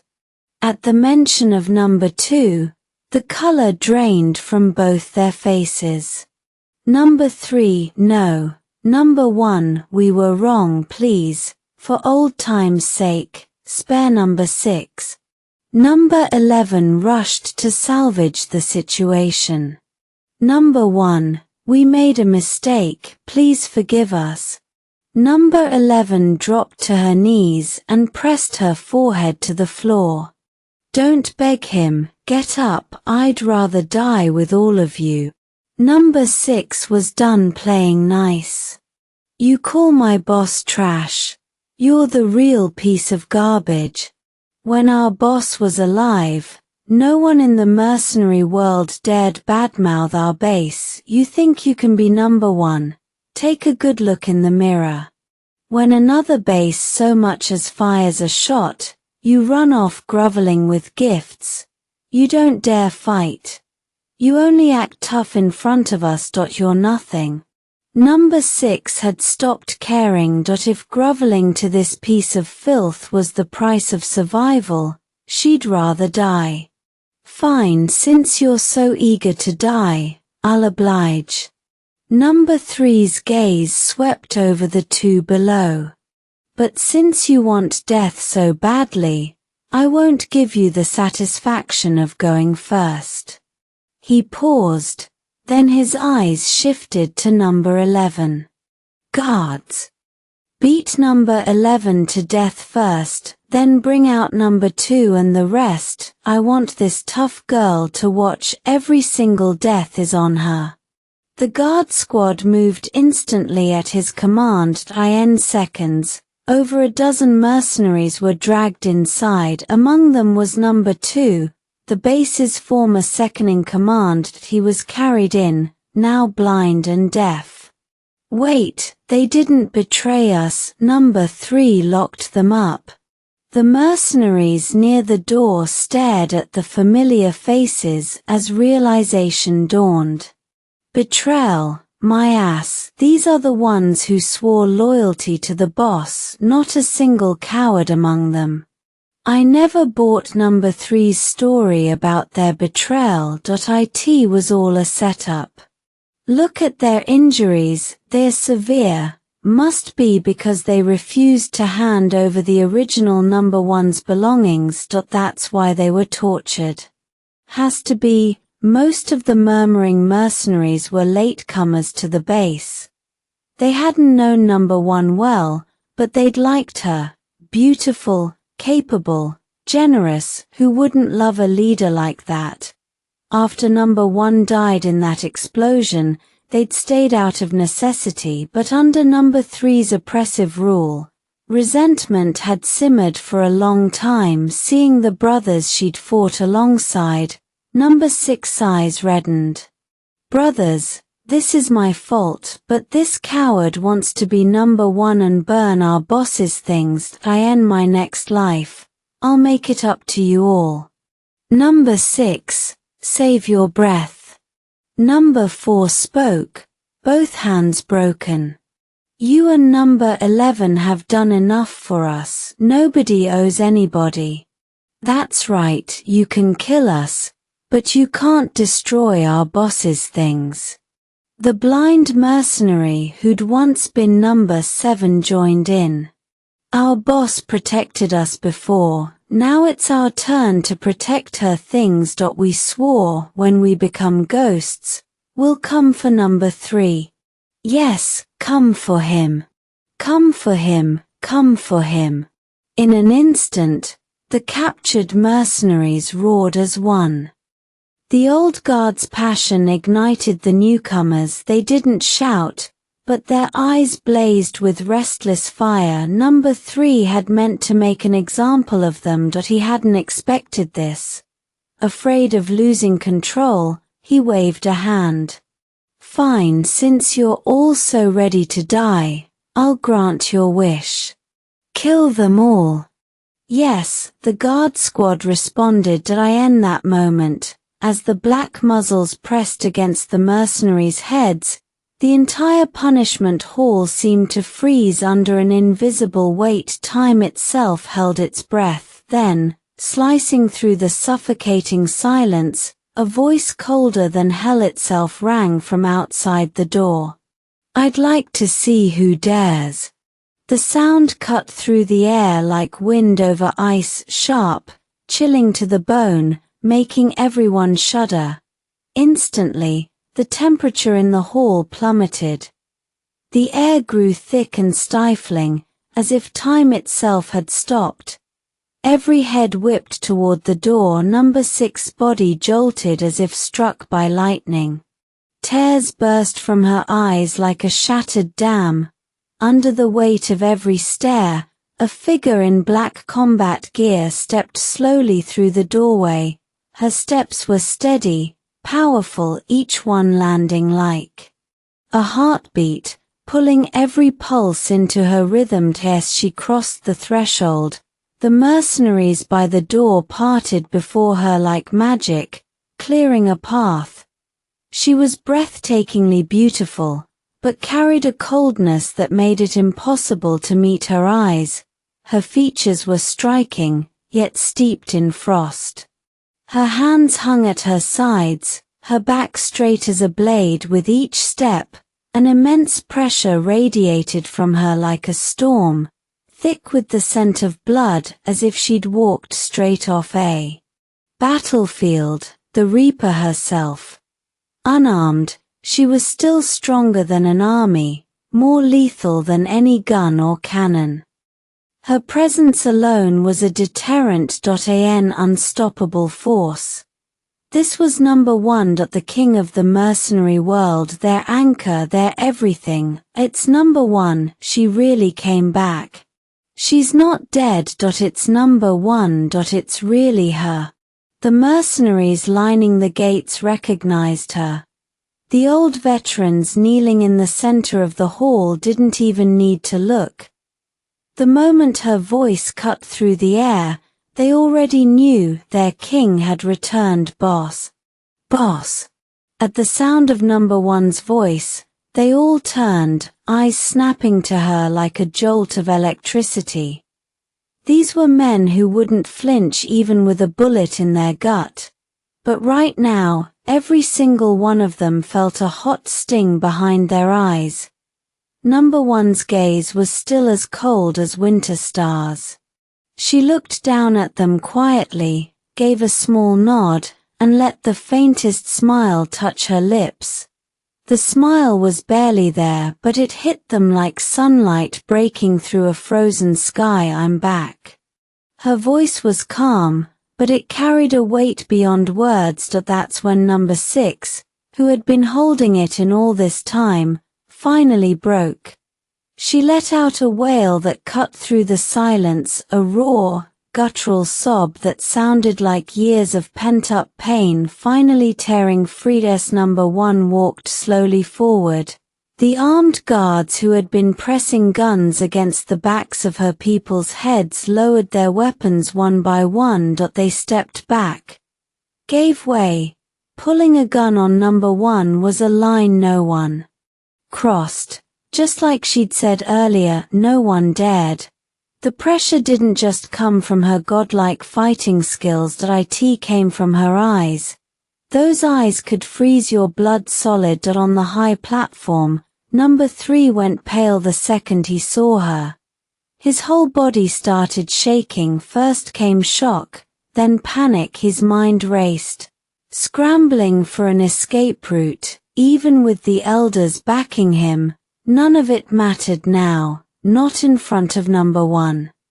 He couldn't face her. Couldn't even meet her eyes. He forced a cough and tried to sound composed. Number 1, is that really you?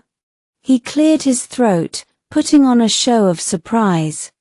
Number 1 said nothing. Her steps were steady.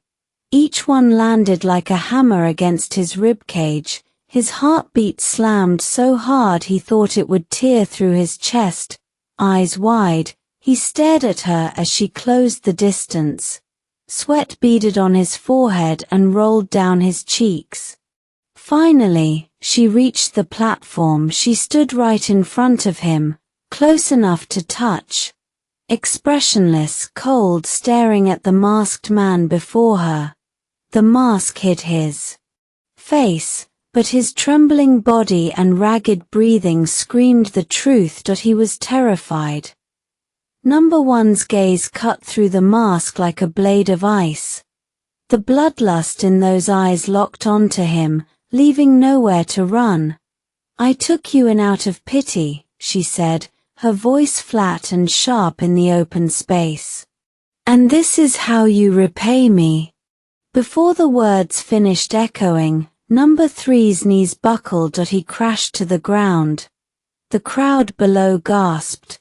They exchanged bewildered looks. Why'd he drop? What just happened? Only number 3 knew. The moment she spoke, something massive and invisible slammed into his legs. His knees felt like they'd been hit with a sledgehammer. The pain was blinding. His legs went dead beneath him. Blood began seeping from his knees, trickling down the steps in dark, ugly streaks. Number 1, I swear it wasn't me. His voice cracked with panic, blood pooling around him. The pain made his vision swim. The elders put me in charge of the base. I had no choice. He pressed his hands against his legs, gasping. They wanted the thing you left behind. They made me torture your people. Number 6, still on her knees below, couldn't hold back. Boss, don't listen to him, he's lying. But number 1 raised a hand, cutting her off. One of the mercenaries beside number 6 leaned in. Shut up. The boss isn't gonna fall for his crap. Just watch. Number 6 bit her tongue. She knew her boss better than that. Number 1 had never been fooled by anyone. Then number 1 spoke again. Elders? Her tone was ice. You mean those 5 corpses? Right on cue, mercenaries dragged in 5 stiff bodies from outside. The air thickened with the stench of rot. Earlier that afternoon, after eating the tribute number 6 and number 11 had brought, number 1 had picked up on something off in their chatter. She'd gone straight to find the elders. Took her a couple of minutes. The ones who'd been throwing their weight around after she left, they looked like this now. The moment number 3 saw those bodies, he started shaking like a leaf in a storm. His face went paper white, sweat poured off him. The blood from his knees seemed to flow faster, soaking the stone. Number 3, did anything else you want to say? Number 1's voice stayed flat, no emotion and no heat, but that calm, level tone was more terrifying than any scream. Number 3's throat felt like sandpaper. He swallowed hard, his voice barely a whisper. Number 1, I was wrong. It's all my fault. Please, just spare my life. Number 1 looked at him for a long moment, then she said slowly, Fine. I'll spare you. Number 3's eyes went wide. He dropped his head to the ground, knocking it again and again. Thank you, number 1. Thank you. But he had no idea what her so-called mercy really meant. If he could see what was coming, he would have begged her to kill him right there. Over the next few hours, Yun Shu moved with surgical precision. She took out every one of number 3's underlings, fast, accurate, and utterly ruthless. That decisive strike sent a clear warning to anyone still on the fence. For the veteran mercenaries, her return was an unexpected blessing. For the newer recruits, it was a massive morale boost. Within half a day, word of her comeback had spread like wildfire, and the invaders who'd been eyeing the base for a takeover quickly backed off. In the meeting hall, Yun Shu sat at the head of the table, her beautiful face revealing nothing. Boss, where did you go? I never believed you were gone. Number 6's voice cracked hard. She was one of only 2 women in the base. Years in the mercenary world had taught her to bury every tear, but seeing her boss in front of her today, number 6 had crumbled into that sobbing kid all over again. Enough, 6. The boss is back, isn't she? Stop crying. Number 11 handed her a tissue. Yun Shu's chest tightened as she looked at them. The people who had bled beside her while she was gone, they'd been tortured to protect what was hers, broken, interrogated. But no matter how brutal it got, none of them had talked. How could that not wreck her? She stood and walked over. Placing a hand on each of their shoulders, she squeezed gently. You've been through a lot. On the surface, they looked healthy enough. But Yun Shu knew the truth. Both of them had taken punishing hits to shield the others. The truth was, the things she'd left behind meant nothing. If they'd talked, she wouldn't have blamed them, but they'd chosen to die for her secrets, and that tore at her insides. What? Boss, number 6 threw herself into Yun Shu's arms, sobbing against her. Even number 11's eyes glistened. Yun Shu patted 6 back. Don't be afraid. I'm back. I'm not scared. With boss here, I'm not scared. Night fell. Yun Shu climbed to the 2nd floor of the dormitory building and pushed open a door. The room was bare. A single chair, a large bed. On that worn mattress lay a man, perfectly still. His breathing was so shallow that if not for the faint rise and fall of his chest, anyone would have thought he was already gone. Yun Shu stepped closer and sat on the edge of the bed. The instant she settled, the man who'd seemed to be sleeping jerked awake. His eyes couldn't see, and his throat couldn't make a sound. But his sense of smell was razor-sharp. In a heartbeat, he caught it, her scent. That familiar cool fragrance. It was a signal. She was back. A wave of uncontrollable excitement surged through him. His body tried to sit up, but long months of torture had left him too weak. Still, he fought, reaching out blindly to grab her.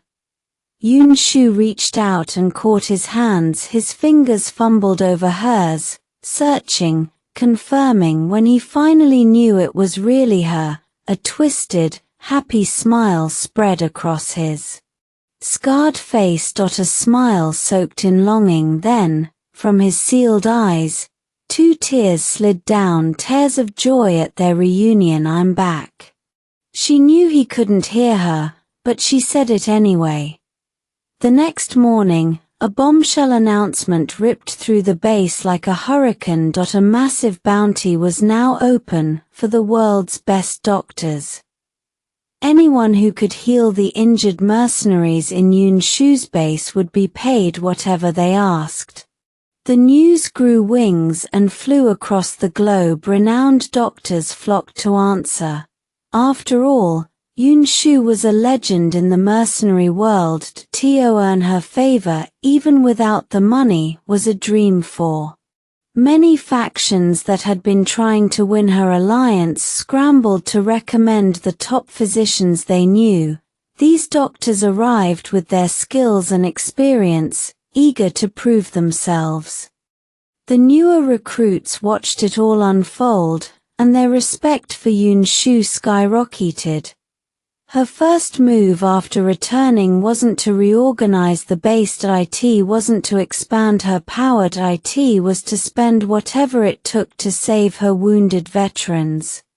That kind of loyalty shook everyone. It showed them that Yunshu wasn't just a powerful leader, she was a woman with a heart. A boss like that was worth following. In a world built on profit and conflict, Yunshu proved her worth and her character, and she earned their unwavering devotion.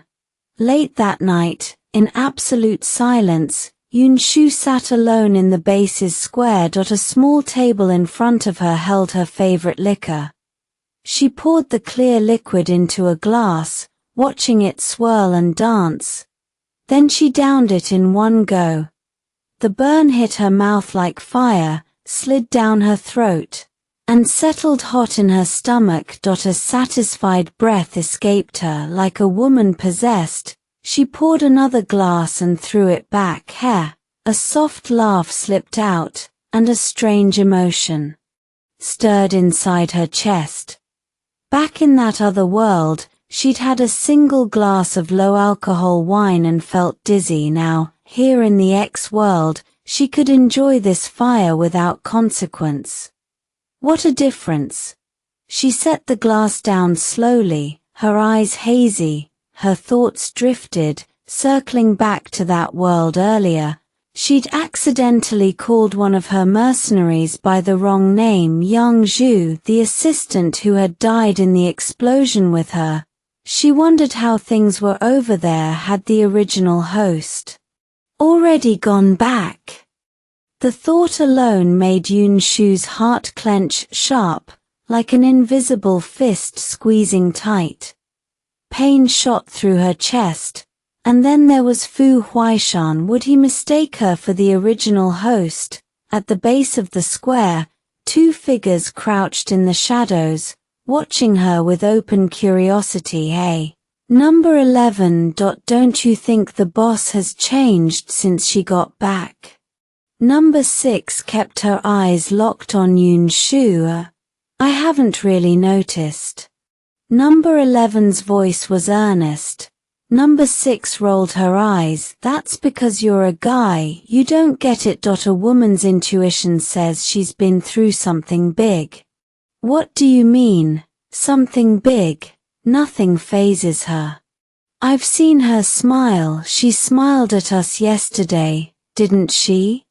Before you could set the sky on fire, and she wouldn't even blink," Number 6 said with absolute certainty. Number 11 nodded slowly. "That's true, but it still doesn't prove a thing. There's more. I feel like she's thinking about a man." She dropped her voice to a whisper on the last word. Come on, a man. She'd rather think about planes and tanks. That's exactly what I'm saying. If you two have that much free time, get your asses over here and train. A cold, sharp voice sliced through the dark. Number 6 barely got the words out before Yunshu's command sent them scrambling off the square like their lives depended on it. Hell, sparring with Yunshu was worse than death. The days flew by before she knew it. Yunshu had been back in the parallel world for nearly a month. Boss, are you serious? Number 6 stared at her in disbelief. Yes. Do as I said. Yunshu set down the document, her voice flat. Why dissolve the base? You're back now. With you here, we'll be back on top in no time. Number 6 couldn't wrap her head around it. Yunshu said nothing. She just looked at Number 6, who immediately dropped her head, her tone turning respectful. Yes, boss, right away. Once Number 6 left the meeting hall, Yunshu stood and looked around. She'd built this place with her own hands. Now she was tearing it down just the same. Boss, have you really decided? The hoarse male voice came from behind. She turned to find Number 2, her partner, the brother who had walked this path with her from the very beginning. After she disappeared, he'd held the base together alone. Then Number 3 sprung a trap, poisoned. Left him blind, deaf, and mute. That was how Number 3 seized control and enslaved the mercenaries. Now, after treatment from a top doctor, he could speak and hear again, but his eyes still needed time. Yunshu walked over, took his hand, and guided him to a chair. I've decided, she said, her tone firm. In the beginning, she'd become a mercenary just to survive. After that came day after numb day. Then the explosion sent her to that other world, Tiofu Huaishan. Now she'd found a reason to keep going. Number 2 nodded. Then wait for me once I'm better. Wherever you go, I'll follow. His face, scarred but healing, was full of hope. Yunshu's throat tightened. She swallowed the words caught there and finally answered, okay. I'll wait. That night, Yunshu sat alone in the center of the square, drinking. Since she'd returned, sleep never came on its own. Only hard liquor could knock her out. After 2 bottles, she leaned back in her chair and called out, come drink with me. The square was empty except for the night guards on the walls, but a few seconds later, a shadow emerged from a corner. Boss, I was just passing by. Number 6 stammered, guilt written all over her face. Yunshu glanced at her, said nothing, and handed her a bottled drink. Yes, Number 6 sat down obediently. They drank in silence, one gulp after another. Number 6 could hold her liquor, but not against Yunshu. Soon her head started spinning. Boss, are you thinking about a man? Number 6's face was flushed. She pointed at the bottle, then blurted the question searing through her mind. Yunshu almost smiled. Yeah. I'm thinking about a man.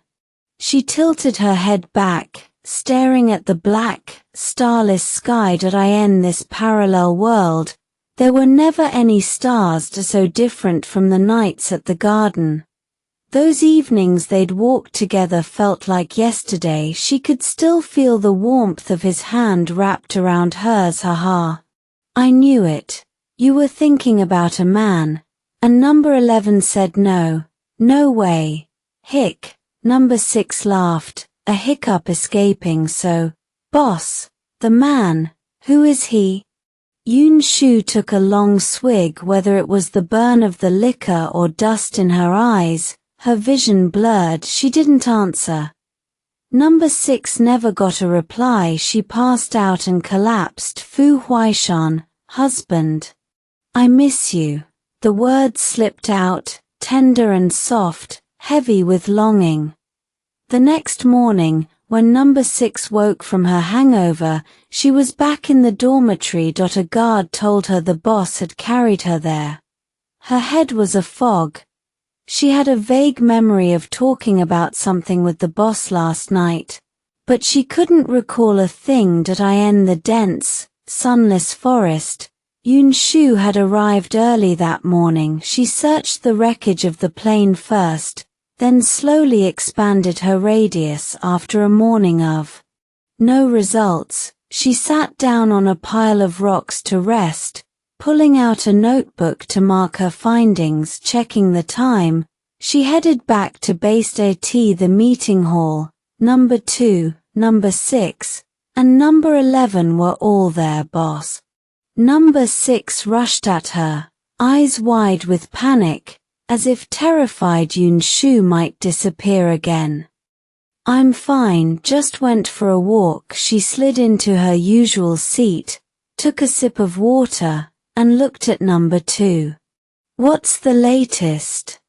Number 2 pushed a notebook across the table. The mercenaries who came later, gone. We paid them off. The money 01 had given them was more than they could have made in a lifetime of back-to-back missions. With that kind of cash, no one was about to keep risking their lives running missions. They took the payout and walked. 01 didn't even glance at the notebook. She gave a faint nod.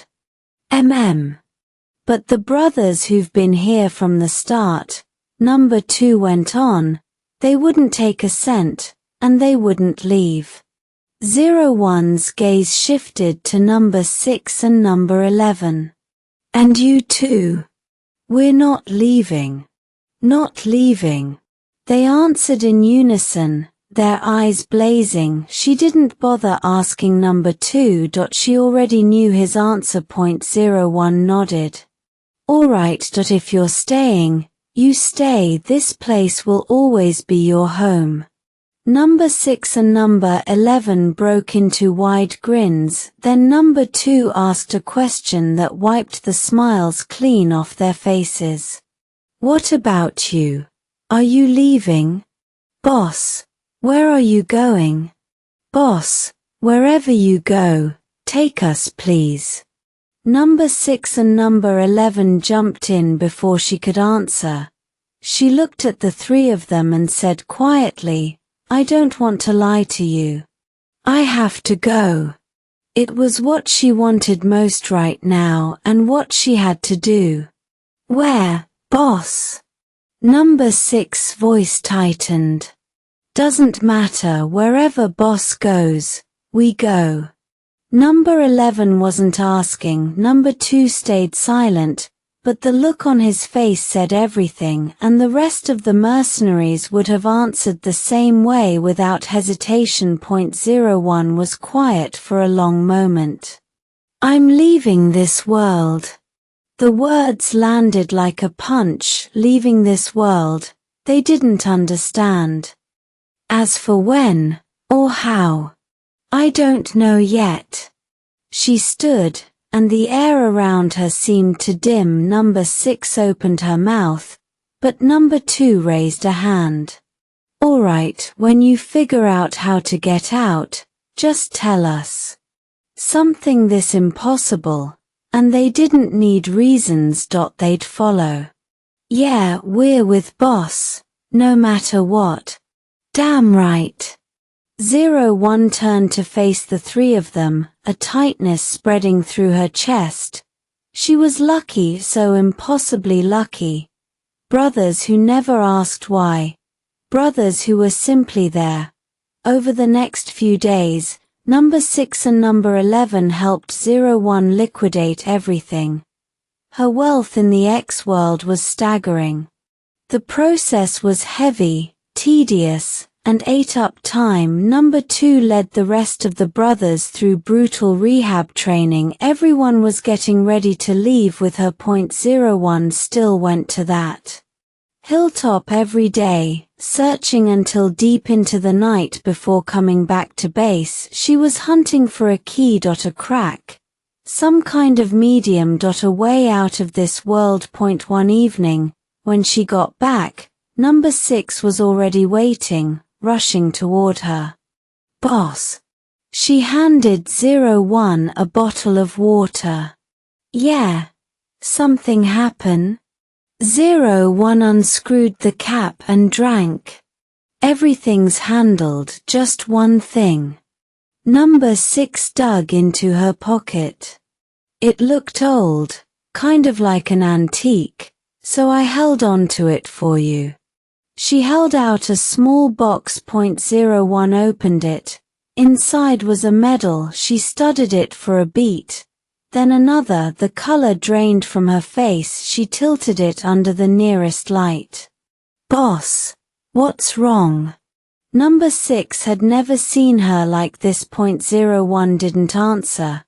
She turned the medal over in her hands, a storm gathering behind her eyes.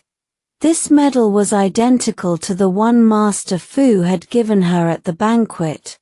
She remembered lying awake half the night back at the Su family home, studying every inch of it. Even the tiny chip on one corner was exactly the same.